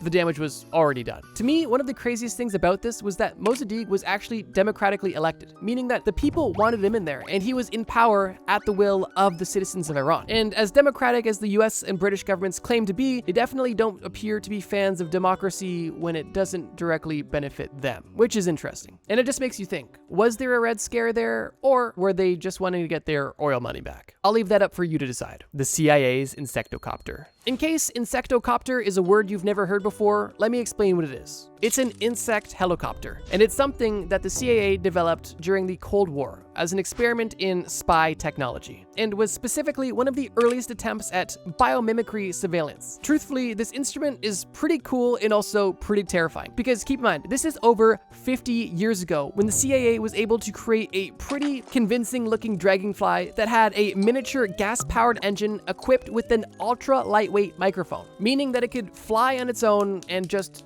record anything inconspicuously. And compared to alternatives that they were using at the time, this was completely unheard of and also revolutionary. Because now you don't need a huge drone that could be detected or a human in risky areas. You could literally just have a bug flying around. Nobody would be the wiser. However, even though the Insectocopter looks extremely convincing, according to the CIA, they were never able to fully get it operational, and therefore it was never used. And this is because it was too affected by wind, the steering was too hard to control, and because of both of these factors, it was basically useless in any high-pressure situation. And as a result, it was proof of concept and something they would likely put on the shelf. Keep in mind, this bug was created in the 1970s, and the declassification of it even existing didn't happen until 2003, when it was also placed in the CIA's museum for all to see, which is at least pretty cool. But it just makes you think, if over 50 years ago, the CIA was able to create a semi-operational, very lifelike looking dragonfly that was able to fly on its own and record, what do they have now? The declassified documents claimed it was never used, but is there another still classified document that claimed that they were able to make it work? Who knows? Or maybe the dragonfly didn't work, but the beetle worked. I don't know. It just makes you think. FBI memos of Hitler in Argentina. We all know that Hitler and Eva Braun both died in a bunker in Berlin in 1945 at the end of the Second World War. But not everybody believes that. Some people believe that Hitler survived the attack in Berlin and was able to make it to Argentina, where he lived out the rest of his life secretly. Now that is a conspiracy theory, and a pretty crazy one, but there is some interesting declassified files surrounding the situation. One notable file was a memo that was dated September 21st, 1945, which is only just a few months after the Second World War ended. This memo describes the documentation of an anonymous tip that the FBI received, claiming that Hitler had arrived in Argentina via a submarine and landed somewhere on the southern coast, and that the Argentinian government had prepared for his arrival and purposely sheltered him and other Nazi families in different areas across Argentina, basically putting them in dictator, genocidal, criminal protection. The memo specifically describes that Hitler was living in a heavily guarded area in the Andes with other high-ranking officers. And there are even reports claiming that Hitler shaved off his mustache, which, I mean, that's the least you could do if you're trying to be covert. Keep in mind, these are not facts. These are anonymous tips that the FBI just got, and they archived them and documented them, but didn't do much about them. And in the years following 1945, the FBI received more tips and letters of people saying similar things. But as a whole, they were just labeled as unsubstantiated and kept on record, but not necessarily acted on, as there was no real basis for the US government to do anything about them. And that's kind of where that FBI memo ends. And what I find really interesting is that the FBI got a lead about Bigfoot hair, and they took action and researched it, but they got a lead about Hitler potentially being alive, and they're like, nah. But I guess realistically, those are two different things, and it's one thing to set a hair for analysis, and it's another thing to try to look for a person in another country once you already know that they're dead. I guess that's kind of the distinction there. But what's interesting is that in 1955, 10 years later, the CIA actually sent agents to Argentina to confirm that Hitler wasn't in Argentina, because there was so many reports that they were getting from looking at the archived posts from the FBI in 1945, and also from more recent reports of people telling the CIA that they are confident that Hitler is alive and in South America. And while these declassified documents are definitely interesting, there is absolutely no proof or evidence that Hitler was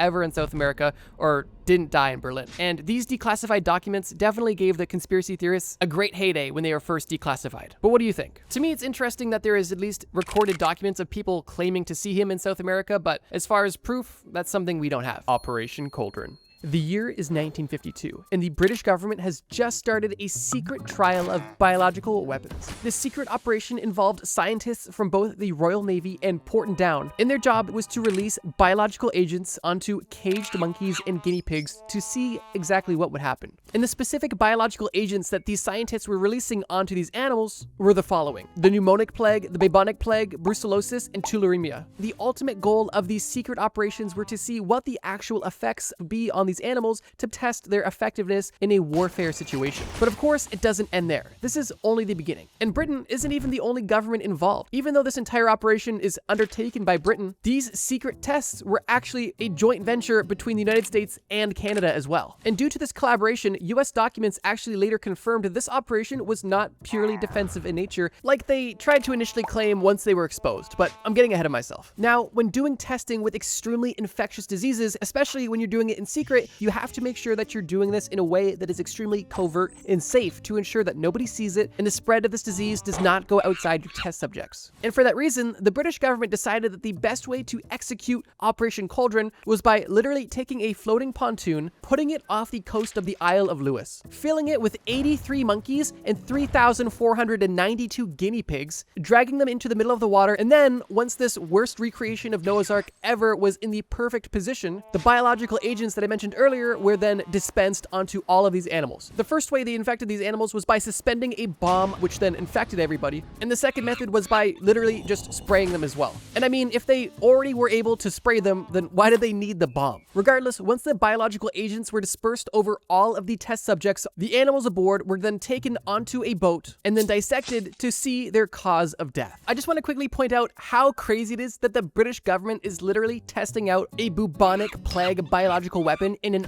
open air environment, like they didn't learn anything from the 1300s. Now here's the thing, after this initial test, Operation Cauldron was initially considered to be successful. The British government felt proud that they had just discovered a brand new biological weapon, and they also had a brand new way of testing biological weapons. But this is where things take a massive turn for the worst. The conspiracy theory here isn't the fact that the British government killed an oddly specific amount of guinea pigs. What is what happened during the final series of tests of Operation Cauldron. During one of the very last tests of Operation Cauldron, a commercial fishing vessel accidentally drove directly through a cloud of plague bacteria on its way out of Britain to a fishing trip in the waters outside of Iceland. Now, to the British government's benefit, they did warn this fishing boat multiple times that there was an active military test going on, but the fishing boat ignored it and went right into the danger zone. Now, this is obviously a major concern. A commercial fishing vessel with 18 people on it has now just unknowingly traveled through a huge cloud of bubonic plague and other disease-filled gas. And the British government was extremely aware of this. So what did they do? Did they stop this fishing vessel for disinfection and medical examination to make sure that the fishermen were safe and that there was no spread of disease outside of these fishermen? Obviously not. The British government didn't tell this fishing vessel at all. Instead, what they decided to do was spy on this fishing vessel, turning these 18 crewmates into their brand new guinea pigs. For 21 days following the initial exposure, a British destroyer battleship was secretly observing the fishing vessel and also monitoring all of their radio communications, listening for any sort of medical distress calls. That alone is diabolical. But it gets worse, because during this time when this fishing vessel was being monitored, this fishing vessel was actually scheduled to stop at a port in England for a few days. And during this time, all of the crewmates would be getting off the boat and mingling with the general public. Now, obviously, this would be a huge health concern. So at this point, the British government finally intervened and told them what was going on, right? No. The British government allowed all of these 18 fishermen to mingle with the general public, further expanding their unconsensual human test subject pool. However, fortunately, nobody got sick. And because nobody got sick, and nobody outside a select handful of people involved in Operation Cauldron were aware of this, everybody involved swept Operation Cauldron under the rug, and for decades to come, Operation Cauldron was essentially not real. The government was successfully able to cover it up at the time, and most of the documents relevant to this case were actually burnt. And that is where the story would have ended. That was until rumors started floating around that eventually became a conspiracy theory. And by the time that these rumors and conspiracies were really starting to gain some traction, there was finally some investigation that was taking place. One of the first acknowledgments of this conspiracy was in 1979, literally 27 years after the experiment, when one of the MPs of the Western Isles, the area where this experiment took place, acknowledged this conspiracy and even questioned the defense secretary about them in Parliament. However, the defense secretary literally just said, quote, "They did not impinge in any way on the general public," and the case at that point was essentially closed. That was until 6 years later in 1985, when a whistleblower named Clive Ponting came across one of the files surrounding Operation Cauldron that had not been destroyed. And with Clive wanting the public to be aware about this crazy experiment, Clive anonymously told the Observer newspaper about it, which led to the Observer writing an article headlined, "British Germ Bomb Sprays Trawler." But even with this crazy story being exposed and making headlines, it was still not confirmed or acknowledged by the British government. 9 years later, in 1994, it was once again brought to Parliament, but shut down for being unsubstantiated. But then, finally, on January 21st, 2008, the Information Commissioner's Office ruled against the Ministry of Defense, forcing them to release everything they had about Operation Cauldron. And the biggest smoking gun that still existed was a 47-minute long video that showed the exact pontoon that was used and footage of exactly what happened on that pontoon. This 47-minute long video literally exposed everything, and at that point, it was confirmed 56 years later that this crazy conspiracy theory was actually the truth. The business plot. The year is 1933. Franklin D. Roosevelt, or FDR, has just been elected as the 32nd president of the United States. However, some people are not happy about this election, specifically some of the most wealthy and powerful businessmen in America. Why were these wealthy businessmen upset about FDR becoming president? Well, that's because FDR had a major plan to implement social programs within the United States, along with other progressive policies, and most notably, a shift away from the gold standard. Now, with all of his new political changes about to be implemented under FDR, what do you think that these powerful businessmen did in retaliation? Do you think they maybe donated more money to the other party next time the election rolled around? Or do you think that they tried to organize a coup to overthrow FDR to have a fascist regime installed within the United States of America? Well, if you're watching this video, you know it's the last one. But let me explain. Smedley Butler is a retired military corps major general. And in 1933, he was retired and highly decorated, and also a very outspoken anti-war activist. Smedley Butler was generally respected, but was specifically adored by the veteran population within the United States, a population that was relatively large after World War I. And because all of the most wealthy and powerful businessmen were upset that FDR was about to fundamentally shift the country, at least in the eyes of these men, they decided that their best course of action was to orchestrate a coup and to have Smedley Butler be at the forefront of it. And the reason why they wanted Smedley specifically was because he was respected by veterans. And for that reason, if they could get Smedley on their side to spread their message, then these veterans would feel inspired to follow their ideology, and they could use that manpower to overthrow the government. That was the idea, at least. The first point of contact between these wealthy businessmen and Butler was when Gerald C. McGuire approached Butler and simply probed him about his stance on FDR to kind of get a temperature check on Butler. And Butler, assuming something was going on, kind of played along and acted like he wasn't on FDR's side when he actually was. And it was at that moment when Butler was aware that some of the most powerful businessmen were all on the same page about financing a private army, bringing all of this manpower armed directly to the White House, and then giving FDR a list of commands to submit to, and the business plot, aka the fascist regime, would be then installed. The crazy thing is, all they asked of Butler was to give a speech. This coup already had a plan on exactly how they would organize, finance, and manage this small army and overthrowing of the government. The only thing that they wanted Butler for was to give a pre-written speech at the American Legion Convention, with the hopes that the speech would resonate with these military veterans, causing them to join this coup, allowing these businessmen to follow through with their plan. And as a reward, these people would make Butler the fascist dictator of this new American regime. Now, fortunately, this was something that Butler had absolutely no interest in. And although he declined requests to give speeches on numerous occasions and also made it clear that he was anti-war and also anti-banker, these individuals were so stubborn and so certain that Butler was the man to help their dreams come true that they were very persistent. So persistent, in fact, that in 1934, only 1 year later, Butler testified under oath before the United States House of Representatives Special Committee on Un-American Activities, specifically about the revelations he had about this entire plot. But this is where things get a bit murky, because the initial conspiracy theory of was there American businessmen having secret conversations and planning a coup to overthrow FDR to reinstate the gold standard a real thing? Yes. And unless you believe that Butler was lying under oath, then that plot was absolutely confirmed to be true during Butler's testimony. But where things get murky and I guess unconfirmed was the exact length that this plan was actually going to go through. Because when this entire situation was initially exposed, a lot of powerful people, specifically the governor of New York and other politicians, tried to laugh it off as, oh, well, Butler is over-exaggerating this. This wasn't actually going to happen. These were just rich guys that were upset and they were just chatting ideas, but this wasn't real. And this sentiment by some is also confirmed by the ultimate decision of the Congressional Committee. One, because nobody was ever prosecuted when this was brought to light. And also, the Congressional Committee final report said, quote, "There is no question that these attempts were discussed, were planned, and might have even been placed in execution when and if the financial backers deemed it expedient." But that's the issue. might have been placed into execution. That plausible deniability gave these extremely powerful men an out to not be prosecuted, to not be further questioned, and also to allow them to have the story of, oh, no, that wasn't real, that was just an idea, when the plan ultimately failed and was exposed to the general public. Big Tobacco lied to you.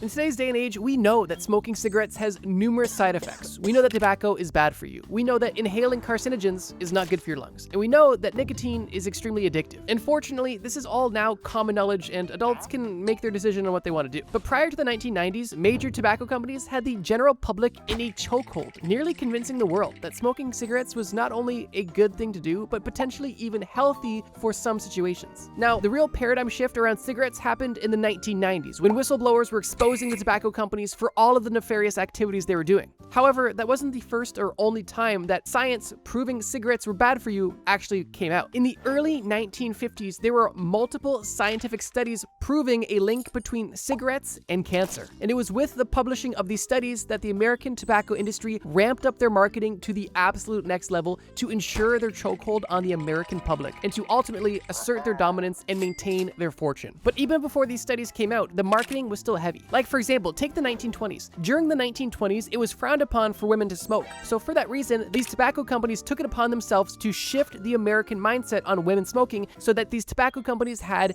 50% more consumers. And how they did this was crazy. Essentially, what these tobacco companies did was not only pay influential women to smoke in public settings and to be photographed and filmed smoking in public settings, but they even hijacked the women's rights movement from the 1920s to make their cigarettes seem like a way of fighting the patriarchy. And with the rise of feminism and empowering women, tobacco companies realized that if they could get their cigarettes involved in the movement, they would make a lot of money. And what they ultimately ended up doing was positioning cigarettes as a way to fight against the patriarchy, and they even eventually, in some ad campaigns, called cigarettes freedom sticks, empowering women to fight social norms by smoking cigarettes and being just like the men. That's the crazy level of manipulation we're talking about. But that's truly only the beginning. But I wanted to highlight that example because it's just insane. Another example of tobacco companies hijacking a movement was during World War II. In the early 1940s, smoking in public was actually banned in Nazi Germany because it was known that smoking was not good for you. So tobacco companies in America made smoking seem like they were anti-Nazi activities and patriotic in nature. Once again, hijacking a movement and profit that they knew would ultimately lead to deaths. But on top of hijacking women's rights movements or wartime movements, the tobacco industry was not a stranger to creative advertising. And the tobacco company Camel had some extremely notable advertisements specifically featuring doctors and dentists that literally said something along the lines of, most doctors smoke Camels, which is literally an endorsement from doctors to smoke cigarettes. And these ads ran for decades. And with that association of doctors and surgeons with cigarettes, obviously they have to be healthy, right? Oh, and let's not even forget the literal Flintstones cigarette ads, obviously aimed at targeting children to get interested in cigarettes as well. At this point, I know I'm not saying necessarily anything new, but I really want to emphasize this point that during this time, prior to all of the anti-tobacco messaging that most of us grew up with, or at least experienced and saw the shift in our lifetime, the perception of cigarettes was completely different in past times. And I'm really trying to emphasize that point, that how strong the marketing and propaganda was in the name of tobacco. Which leads us to the conspiracy theory at play. It was claimed that all throughout the early 1900s, from basically 1900 to the 1990s, Big Tobacco had no idea that there was any negative side effects of tobacco. They were claiming that through all of the research that they did, there was health benefits and negligible side effects to tobacco, and for that reason, they were doing nothing wrong in their marketing or advertising, and their product was completely fine. Now, obviously today, we know that's not true at all. Although, at the time, the conversation was still ongoing, and it was up for people to decide whether they wanted to believe reports that were not typically marketed, or the marketing that was shoved down their throats on a daily basis. In 1964, when another major report came out, once again directly linking lung cancer in cigarettes, did these tobacco industries do anything to change their blend? Did they potentially stop selling their products? Did they recognize what they were doing was hurting people? Of course not. What they decided to do was double down, and not only buy their own studies and buy their own doctors, but they decided to go on marketing campaigns that specifically planted seeds of doubt in the consumer's mind to essentially try to nullify any genuine articles coming out against cigarettes. And I'll tell you what, these tobacco companies had much more of a marketing budget than any independent researcher could ever dream of. And it was for that reason that Big Tobacco was able to have this reign for so long. So even though real articles were coming out proving that cigarettes were detrimental to your health, for every one study that was coming out, the tobacco industry was paying for hundreds, flooding the market with conflicting information, allowing people to never come to a real conclusion. And on top of that, the tobacco industry was also actively trying to discredit any doctor who was personally speaking out against tobacco to once again lower their credibility. In the eyes of the general public, if you listened to Big Tobacco's propaganda and took it at face value, it would seem like they're doing everything right. As studies were coming out, they made sure to do their own independent studies to try to confirm or dispute those claims. And they were also actively trying to make as many improvements as possible to cigarettes, specifically adding filters and whatnot. And on top of this, Big Tobacco even created its own health committee to investigate tobacco even further, to ensure that the product that they were selling was 100% healthy. But the smoke and mirrors, no pun intended, could not go on for long. In 1996, Jeff Wiggins became one of the most famous whistleblowers in American history, when he provably exposed the tobacco industry for not only manipulating nicotine levels in tobacco to increase its addictiveness, as well as adding other chemicals such as ammonia, but also for intentionally falsifying reports and also hiding reports that proved cigarettes were dangerous for many decades. I'll be honest, at first I was kind of hesitant to add this into this video because I know that people are so aware now of how bad cigarettes are and how manipulative the cigarette industry can be. But I wanted to reiterate some key examples and also make the point extremely clear that there was once a time when people believed the propaganda from cigarette companies. And there was multiple decades where the cigarette companies had the American public and the world in a chokehold, specifically because of their targeted propaganda. And it has taken many decades, banning of advertisements, multiple whistleblowers, numerous studies proving the link between tobacco and cancer, just to try to make a dent in the massive narrative that the tobacco company built for the last near century. But yeah, it literally changed how Americans perceived marketing and corporations forever. And for that reason, I thought it was worth keeping in this video. But let's move on. The Oak Ridge experiments. At this point, everybody and their grandmother knows about Project MKUltra, and we've even talked about it in this exact series. But did you know that Canada had its own secret MKUltra project and is still currently being investigated by the Canadian government? That's right, it is called the Oak Ridge experiment. Oak Ridge for years was the only forensic hospital in Ontario for people that were deemed criminally insane. And for that reason, Oak Ridge was the place that people were sent to who truly needed a psychiatric recalibration. And it was believed that the new experiments that were going on within the Oak Ridge walls were beneficial. The Oak Ridge experiments start with a doctor named Elliot T. Barker, who was a newly graduated psychiatrist out of the University of Toronto. And ever since graduating school, he was inspired by Dr. Maxwell Jones, who developed the concept of therapeutic community as a treatment for mental illness. And essentially what therapeutic community was having the mentally ill patient take an active part in their own treatment. But not only that, play an active role in the treatment of others as well, basically creating some sort of group healing. Now that on the surface may not seem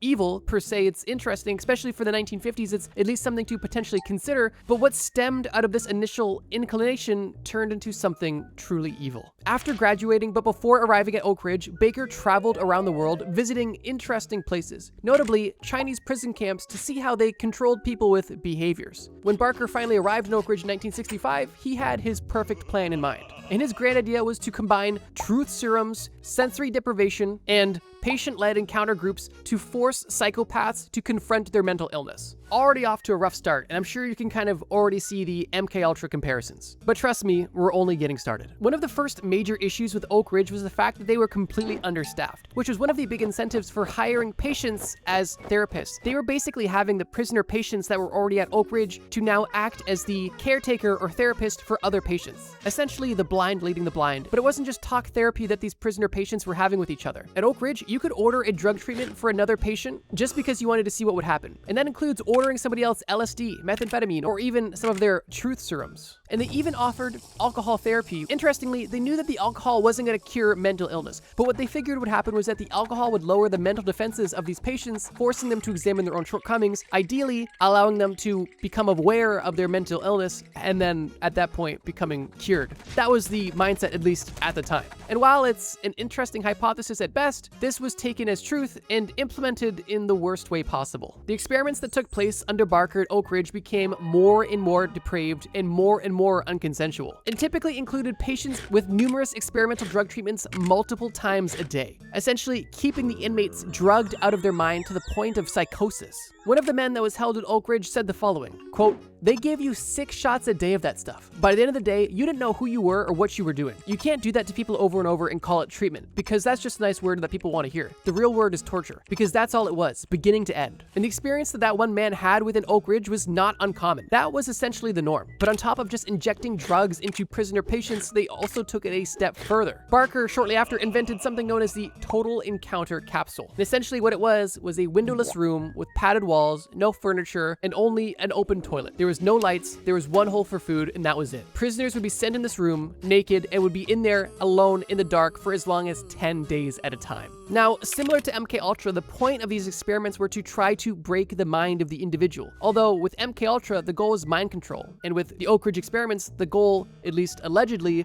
was to help solve mental illness through what ended up just being torture. What's really interesting was that the Oak Ridge experiments at the time weren't necessarily even a secret. People weren't just extremely privy to it. And for those who were in the know, specifically in the psychiatric community, Elliot Baker seemed like somebody who was doing innovative work, and his experiments were considered avant-garde, interesting. And because at the time so little was known about mental health, this was seen as a great opportunity to learn. And people even believed that these treatments could potentially be beneficial, which obviously was not the case at all. But it still continues to get worse. Another major issue that was happening in Oak Ridge was because it was gaining popularity through the experimental treatments that were happening in it, the government was becoming more and more open to sending lesser criminals there. And it even got to the point where mischievous teenagers that were getting caught up in trouble were given the option to either serve prison time or go to Oak Ridge. And if you don't know what's going on behind Oak Ridge, anything sounds better than prison. And keep in mind, these people weren't murderers. These were like kids that were doing drugs and stealing cars. Not good, but there's a difference. But here's the thing. These teenagers that ended up getting sent to Oak Ridge had the same experience as these other criminals, coupled with the fact that not only were they tortured all day themselves, but they were also surrounded by extremely mentally ill people that were also tortured. And it goes without saying that the environment was extremely hostile, specifically because staff was low and security was almost non-existent. Patients had to fend for themselves, and in some cases, they were literally taking care of each other. Although I use the term taking care of lightly, because they were responsible for each other, but nothing beneficial was happening. And unfortunately, some extremely depraved things were happening. But in case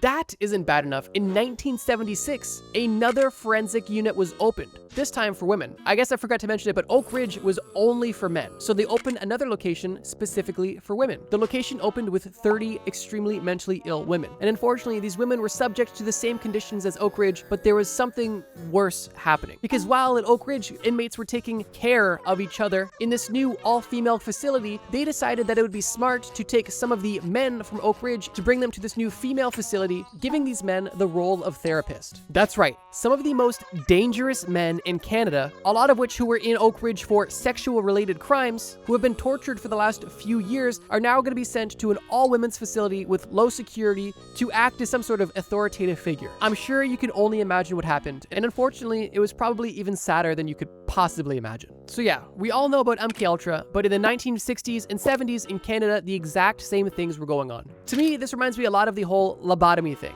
It got very popular and was interesting for a while, but ended up just being something that was not cool whatsoever. There's actually an interview from 1993 where Elliot Barker goes on record on camera defending his work at Oak Ridge, saying that, quote, it was the reasonable thing to do at the time. And he also now resents the fact that he has to try to defend himself or his work. And that's because even in the 1990s, when people were becoming more and more privy to what was happening, they saw exactly how hellish the conditions truly were. The Oak Ridge experiments went on for over 15 years. And the ultimate result was absolutely no psychiatric development. Today, the Ontario Superior Court judge has officially condemned the experiments at Oak Ridge as flagrant and outrageous. But even still, with hindsight being 2020, how does a psychiatrist who's going to Chinese labor camps to investigate behavior control and putting convicted rapists into a female mental asylum as therapists seem like a good idea in any world to anybody? That's what I'm asking. And like I said, I know hindsight's 2020, but who thought these were good ideas? Not to mention all of the forced drugging and sensory deprivation of these psychiatric patients and prisoners. On June 25th, 2020, a civil lawsuit brought by 28 former patients of Oak Ridge sought justice from Barker and his partner for subjecting them and every other patient of Oak Ridge to unethical and degrading human experimentation from 1966 to 1983. And in August of 2022, a unanimous 3-judge judge panel sided with the victims of Oak Ridge and awarded general and punitive damages to the victims in the range of $1,000 to $2.7 million for the 28 patients. This decision not only brings some semblance of justice to the victims of Oak Ridge, but it is also a massive win for transparency, accountability, and ultimately the greater mental health movement.